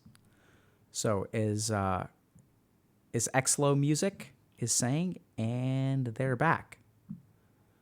So this is very important to understand. When you've cultivated thoughts for a very long time, when you've given into them and let one thought breed another thought and breed another thought and breed another thought, when you've planted so many seeds that have turned into trees and have borne fruit, the first time that you stop your thoughts, they will return back like that. The second time you stop your thoughts, they'll return slower. The third time you stop your thoughts, they'll return slower. And if you do this practice every day for 8 weeks, numerous studies on meditation tell us 8 weeks is the amount of time it takes to start really cutting down some of those trees. They may pop back right away. So at the beginning, the benefit of meditation is only during the meditation. But the more that you practice, the more of a window you create for yourself after the meditation ends. So some people may feel it for 5 minutes. Some people may feel it for 15 minutes. If you're lucky, maybe you'll feel it for an hour. But if you practice every day, the benefit starts to extend. And at the 8-week mark, people will notice, generally speaking, a clinical improvement in symptoms of depression and anxiety the next day. So you'll start to see like clinical improvements that are global in nature after 8 weeks of meditation. And so you can, for now, use it for a 5-minute break, right? At least it's getting you that much, but continue to do it for 8 weeks and it'll start to make an impact globally across your entire day. You do it for 8 months, you'll start to see changes in your life. It won't just be about depression or anxiety. You'll be more aware. You'll be more empathic. You'll be more productive. You do it for 8 years and you will be a different person. Be a completely different person. And so that's how it works. You can't fix all your problems overnight, but you can absolutely start planting seeds that will start to bear fruit, or stop watering plants that bear toxic fruit. And it starts with something as simple as the breath. And notice how much there is to learn. It's like a beautiful journey. Like the breath is like super fascinating. The relationship between sound and sight and attention and experience. And what does it mean to direct the breath? And what does it mean to be pulled by it? What does it mean to exert control in your life? And notice what happens when you exert control in your life. There's energy, there's tension, there's frustration. And what does it mean to create a life where you're pulled by it? Where you're sort of relaxed, where you have to maintain balance, but you can be pulled on. And with no effort, in fact, with a complete absence of effort, you are actually still breathing. And what a different breath it is. And if something so simple as the breath can be changed so dramatically through an alteration of your mindset and your attitude and your focus, what else can be changed in your mind, in your life, if you alter your focus, your mindset, or your attitude? It can be absolutely transformative. Because something that we take for granted, which is the same all the time, the breath, it's just breathing. Even kids can do it. Animals can do it. Everyone does it. There's nothing special about it. Incorrect. Even the most basic thing can be transformed dramatically through your attention, through your focus, through where you put your mind. And then once you start to recognize that, then relationships, you can start to see them differently. What does it mean to be active in a relationship? What does it mean to surrender in a relationship? What does it mean to be active at your job? What does it mean to surrender at your job? There's so many different things about life that you will see differently once you understand the tool of changing your lens. And through this breath practice, what it really is a tool to switch out your lens. And then cool stuff starts to happen, because once you become adept at switching out lenses, then when you're stuck with a particular lens, when you're a doomer, you're pessimistic, or you're caught in your own thoughts, that's why does your mind generate only those thoughts? It's because it has a particular filter on, and it's not letting anything positive get through. Even if you try to listen to music that is supposed to distract you, the lens is so strong that it's going to block that. So once you change your lens, you will change your life. How's that for meditation?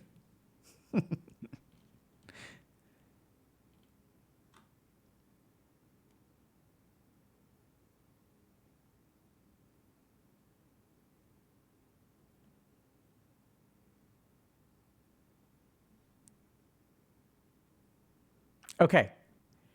What are we, who are we rating, by the way, chat? What do y'all want to rate?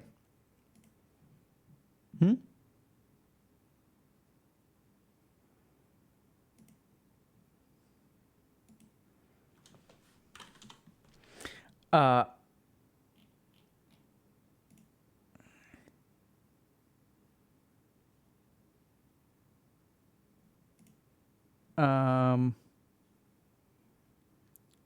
Who raid? Soda poppin'?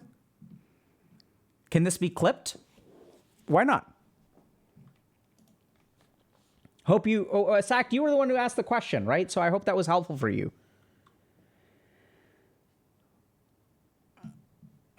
We can raid...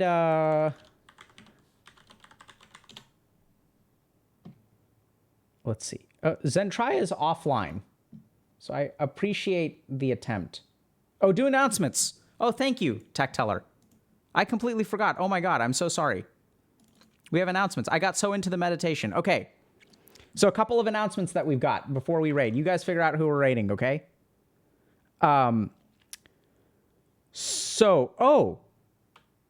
Okay. So we actually, oh my God, I can't believe I forgot this. This is an epic fail.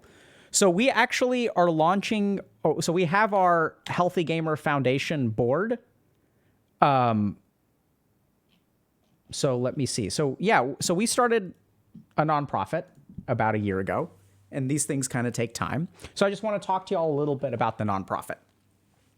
So a lot of what we're doing here at HG is designed to be for the benefit of everyone, right? So like we're trying to tackle problems that other people don't seem to think are worth tackling, or they don't have the bandwidth to. That's probably a better way to put it. So a couple years ago, I went to the American Psychiatric Association and I said, hey, I think video game addiction and technology addiction, and furthermore, the negative impact of technology on people's minds is getting out of control.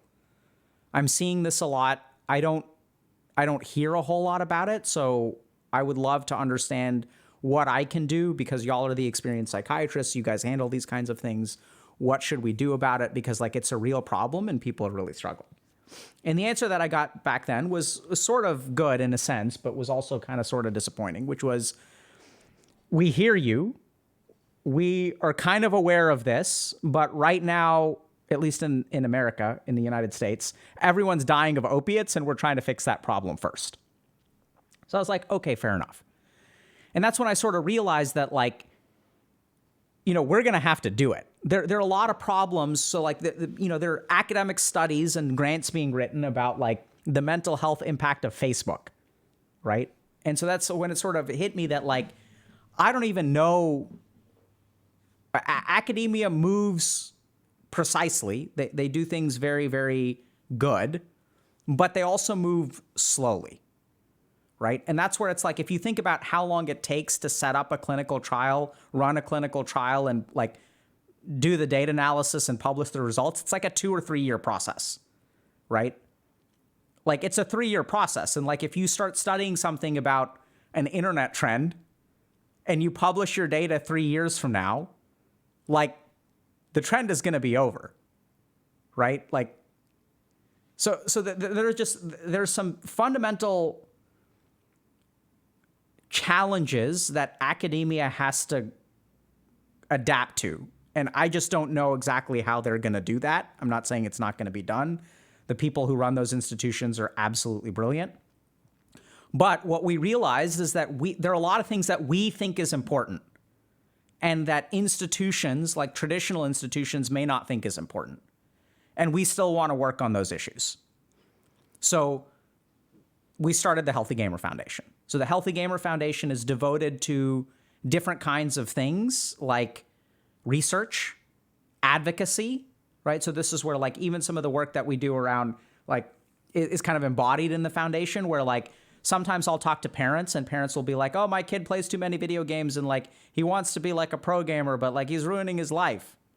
And we have to sort of like talk to the parents a little bit about, you know, he should be focused on his school. Why should he be focused on his school? So that he can get a good job. Oh, I see.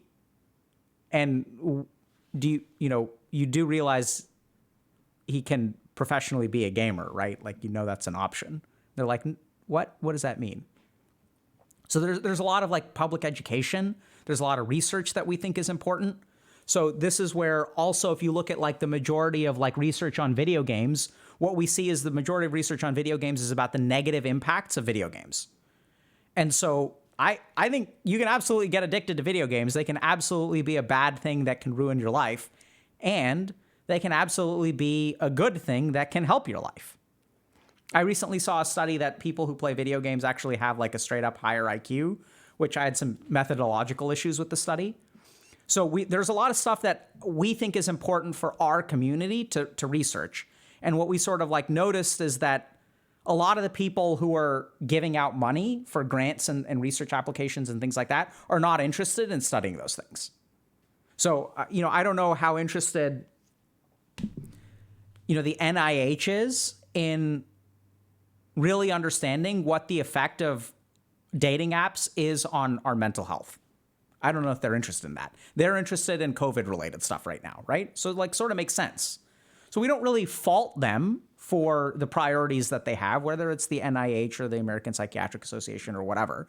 And at the same time, we see needs within our community that we want to fulfill. And so we asked for help. We asked for people to help us do this work. We asked them to do the work. And they basically said no. And that's why we started the Healthy Gamer Foundation. So, yeah. And because I think a part of what we do is really for the benefit of everybody. And so then we also had some some people, right? So last year we did a fundraiser and people expressed some very valid concerns. They're like, you're a streamer. If we're donating to you, and where is that money going? Is it just going to, buy Dr. K's private jets or what? So people express some concerns. This is good feedback. And this is where a lot of what we do is based on what y'all kind of tell us to do, right? And so we're like, these people have a good point. So let's actually separate out our charitable work or from the rest of the stuff. And we can just separate it out. And that's why we started the foundation. So now there's a lot of transparency over what goes where. And so if people have raised those concerns, those are pretty valid, right? So the donations and stuff to the foundation don't do anything pay my salary or anything like that. That's just not how it works. It's completely separate. And then the other tricky thing is we were sort of funding this privately, right? We were funding our own research and stuff like that. And so now it's just getting separated out. So then, so the foundation, let me just make sure that, are we announcing our board today? Oh yeah. Okay. So I want to share this with y'all. So we've got, 3 new board members, and I think some of our board members are stepping down. So, whoops. So our 3 new trustees are Marcus Graham, so DJ Wheat, Wayne Mackey, and Kevin Lynn. So for those of y'all that know DJ Wheat is an old school StarCraft caster, was at Twitch for many, many years, is an awesome advocate for mental health. So we're thrilled to have him. He's a big reason why we are on Twitch. He's a big reason why we chose to stay on Twitch. I think DJ Wheat's commitment to mental health in the gaming community is second to no one. And so we're thrilled to have him on board in terms of trying to help us do something impactful. We also have Wayne Mackey, who's the co-founder of AIM Labs. So this is super awesome where, Wayne is a neuroscientist by training, or Dr. Mackey, and they developed AIM Labs. And so what's really cool about what Wayne has done, or what AIM Labs has done, is they're super scientific and also have developed tools to concretely help people improve in particular dimensions. It's also super cool because AIM Labs is now being, I think if I may get the details of this a little bit wrong, but is also some of the things that they've developed are being used to help stroke victims develop hand-eye coordination and stuff like that. So we're huge fans of AIM Labs, and Dr. Mackey has done an awesome job at building something for gamers and then turning that towards improving humanity. So we thought he was a fantastic fit. And then the third person is Kevin Lynn. And Kevin is one of the co-founders of Twitch. And now that he's super successful and all that kind of stuff, thankfully he's turning his eyes towards, public good and public service. And we're really, really thrilled to have him on board. So, yeah, so we're really thrilled to have these people on board. You know, this is the kind of thing where like the what? Can I say something about all the awesome people? Yeah, come talk to people. Do you want to sit down? No. Hi, y'all. I just wanted to say that I'm super excited about all of the amazing people that are joining us and like different things that we do. The people Alok was just talking about have always been such strong supporters of what we do, either just behind the scenes and kind of telling us, just mentoring us as through this very difficult journey as founders of an internet company, which is under so much scrutiny all the time. So either personally or professionally, they've just been amazing. And I'm so excited that they're joining the foundation board. It's a huge commitment to really stepping up for mental health, and where the opportunities in front of us are partnering with industry, partnering with governments, partnering with huge nonprofits, and the opportunities in front of us to really make an impact just from like a good citizenship point of view are really cool. And it's because of you guys for giving a damn about your mental health and demanding more from us and the people around you. So thank you.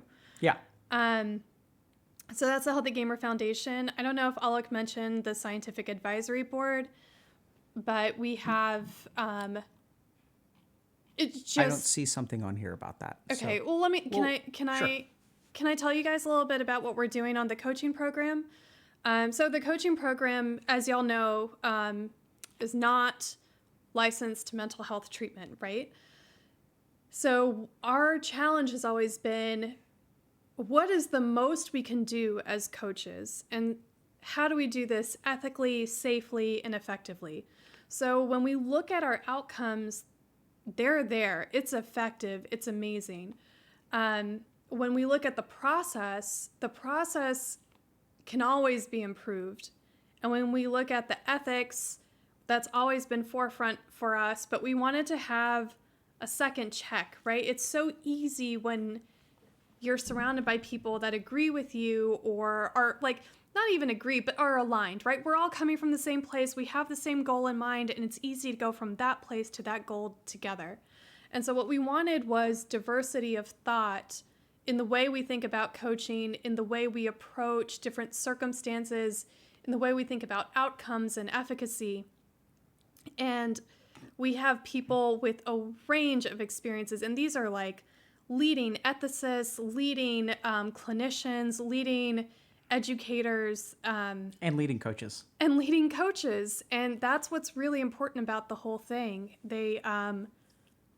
The diversity in their experiences. We have people that are really big on trauma and substance abuse, and we have people that are really big on self-harm, and we have people that are really big on like medication management. Not to say that that's what we do, but we have people coming from these perspectives and say, okay, as a clinician, this is what I think coaching can help with.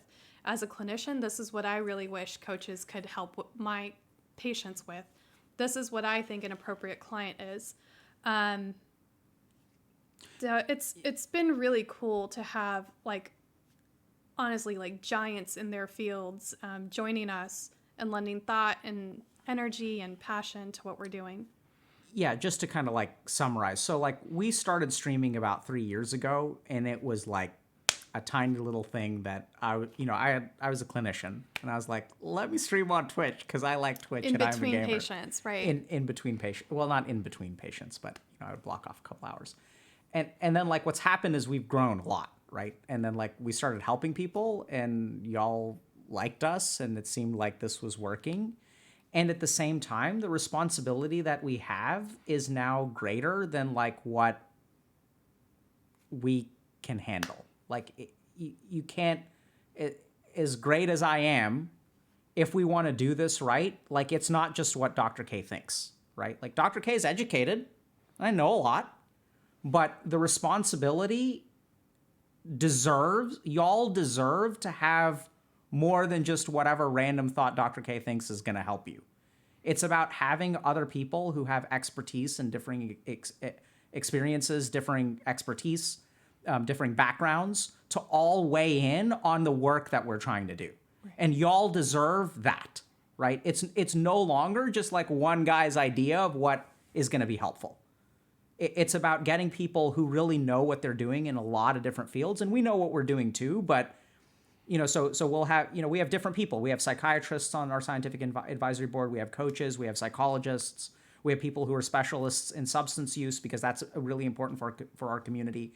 And people will ask us, okay, like, should I see a therapist or should I see a coach? And I can give you an answer to that, but the answer that y'all deserve needs to really be, because this isn't just a question y'all are asking. This is a question that is happening in the field of mental health, right? The answer that this question needs to be answered very, very clearly, and it can't just be us answering it.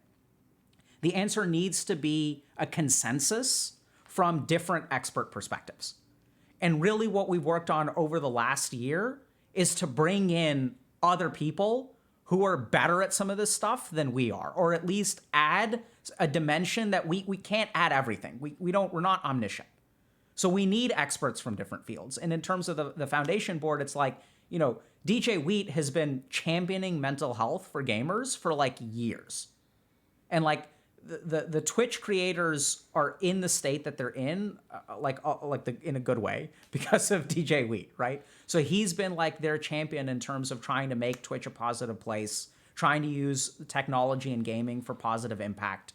And like I said, like Wayne Mackey, like the dude like developed something, a tool, because he's a gamer, and he was like, let's help people get better at FPS. Like, we're just going to help you target things. And now they're like literally using that tool to help stroke victims recover from stroke. And these are exactly the kind of people that we want supporting us and helping us understand, okay, like gamers need help, right? It's not just gamers really. It's like the digital generation needs help.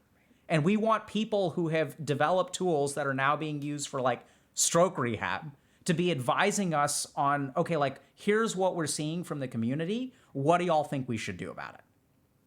And that's really what we're here for. And I think it's grown bigger than us. It's just bigger than we are. And we need this kind of expertise, because one thing that we're super committed to is that, y'all deserve everything that we have to offer. And y'all deserve, like, this generation, we're going to need it all. Like, it's not going to be like a simple fix, right? How do you manage even listening to Kendrick Lamar's song today?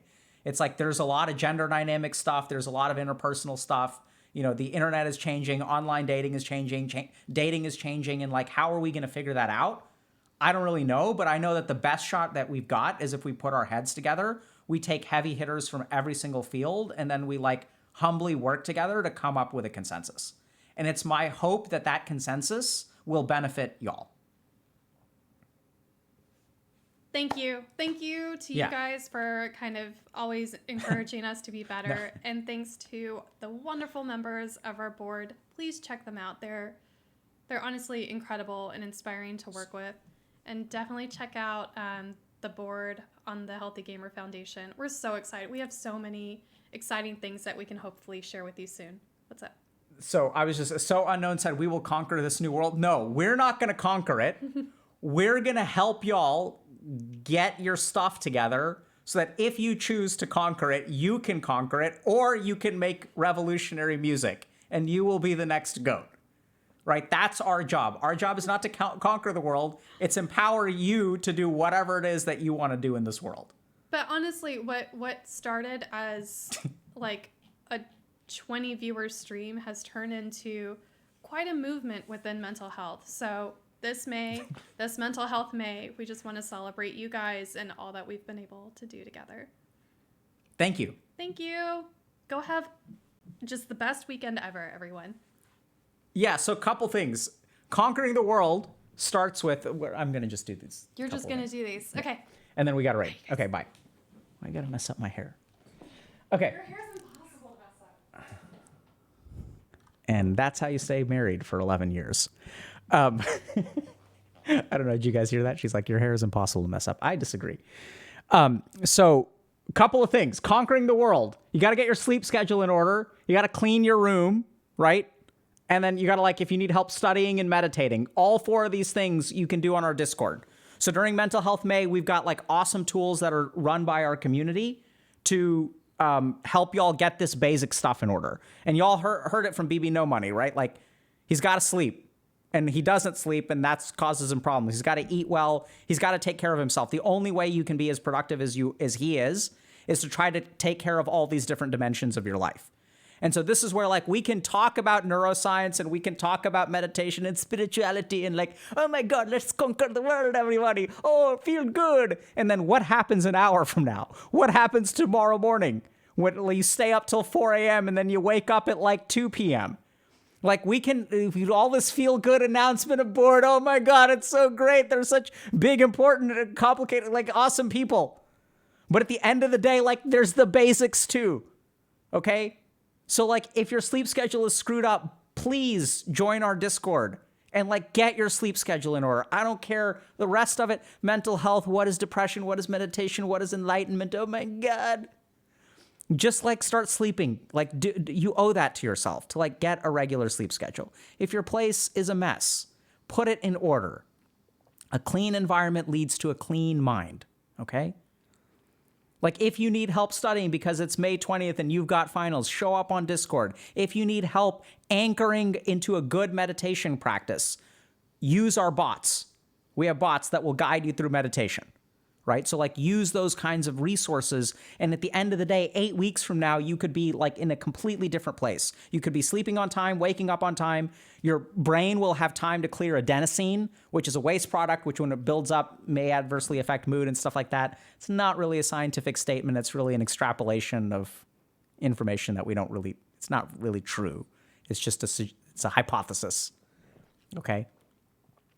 Like you got to do the basic stuff too. Like the hype is great and all that, but like, please just like start getting your life in order in the basic ways. And then we're going to try to help you with the rest of it, but it starts with basics. Okay. All right. Who are we rating now? Yeah. So people are asking, do you have bots to help you nail a job?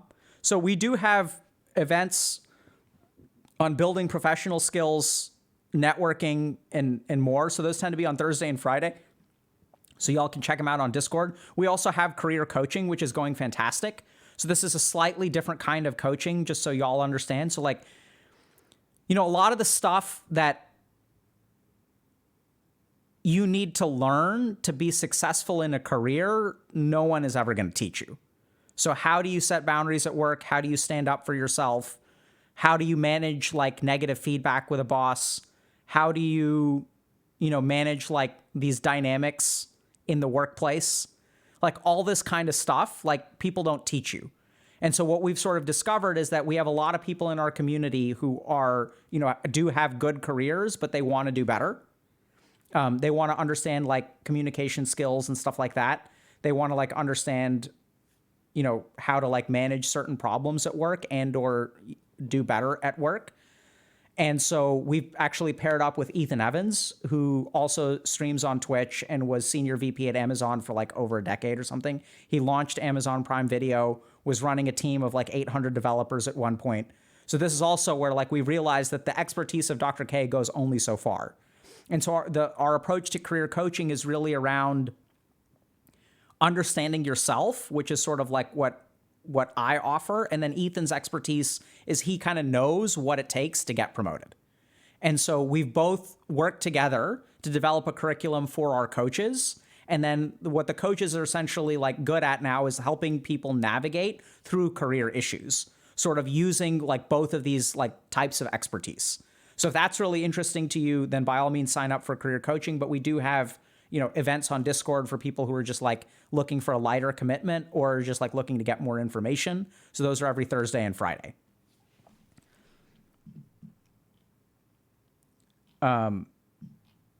Yeah.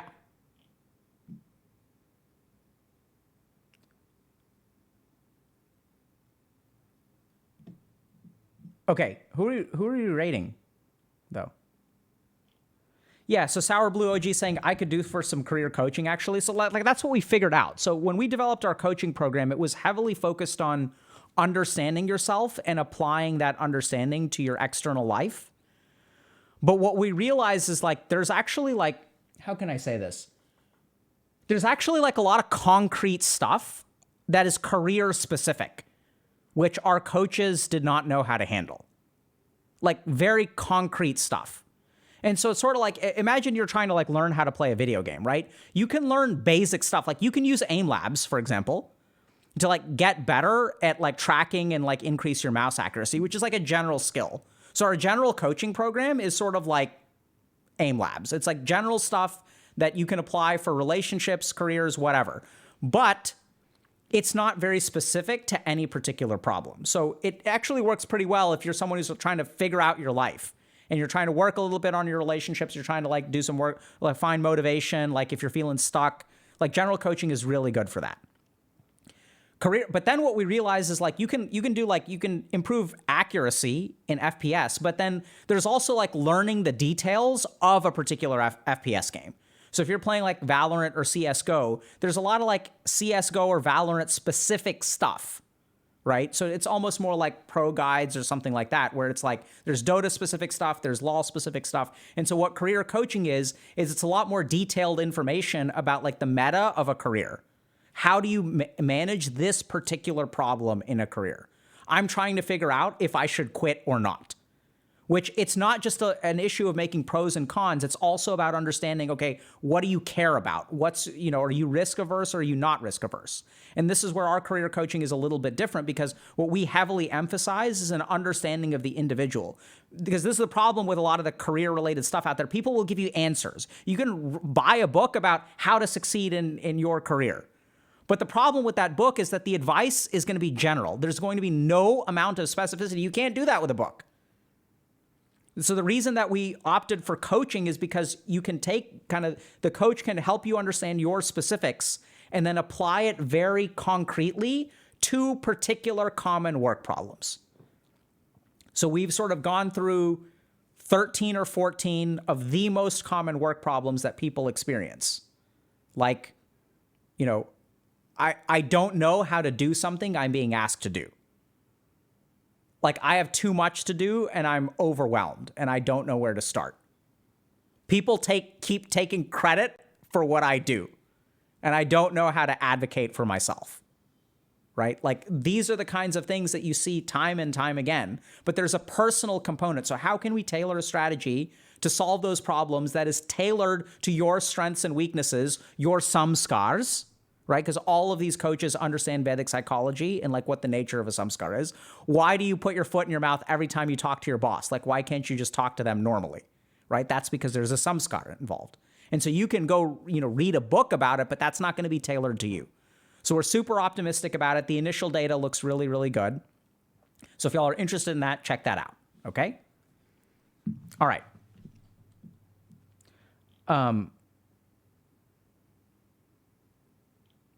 Yeah, so Awesome Chat is saying, I'm going to be fired because there's a huge skill gap at my job. So that's exactly the kind of thing, I mean, maybe you're going to get fired, who knows? You know more about it than we do. But that's exactly the kind of thing that like I would challenge, right? Because the second that you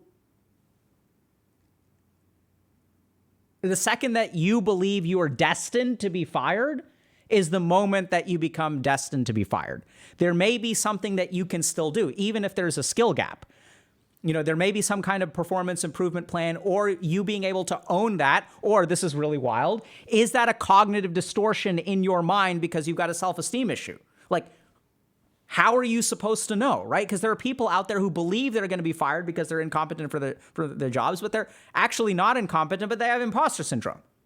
So how do you know, like, which of your problems at your job are coming from here versus from your job performance?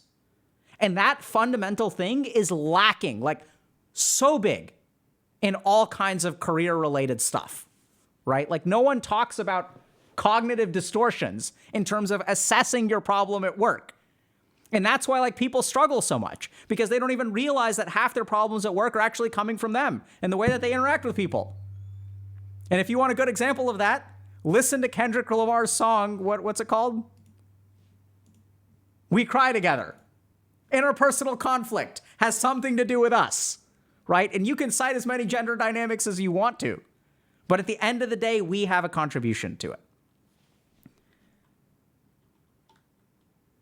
Okay.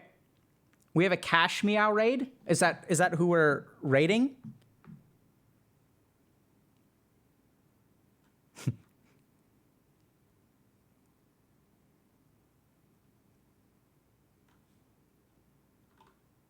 Yeah, so that's a good question. Someone was asking, inappropriate llama is asking, how do I manage no supervision at work? 100%. That's exactly what career coaching is for. And that's where, like, you know, I don't have a simple answer for you, because that's where what the coach will do is they'll, like, break it down for you, right? So there's a lot of details we need to know. When you say no supervision at work, what does that mean? Right? Like, what is your reporting structure? What do your colleagues do? Do you want to stay in this situation, or do you not want to stay in this situation? Can you step into a leadership role, or you want to slack off? Like, what do you want to do? There's so many details that's why it helps to work with a coach, because you could give general advice about how to manage, quote unquote, no supervision at work, but there's a lot of specific work related things which need to be considered, as well as personal things. So when you say manage no supervision, does it make you uncomfortable? Is it a problem? Do you want to get promoted? Like, all of those details become really, really important.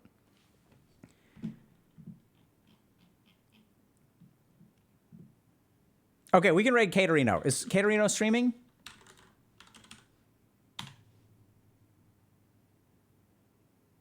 Caterino's streaming.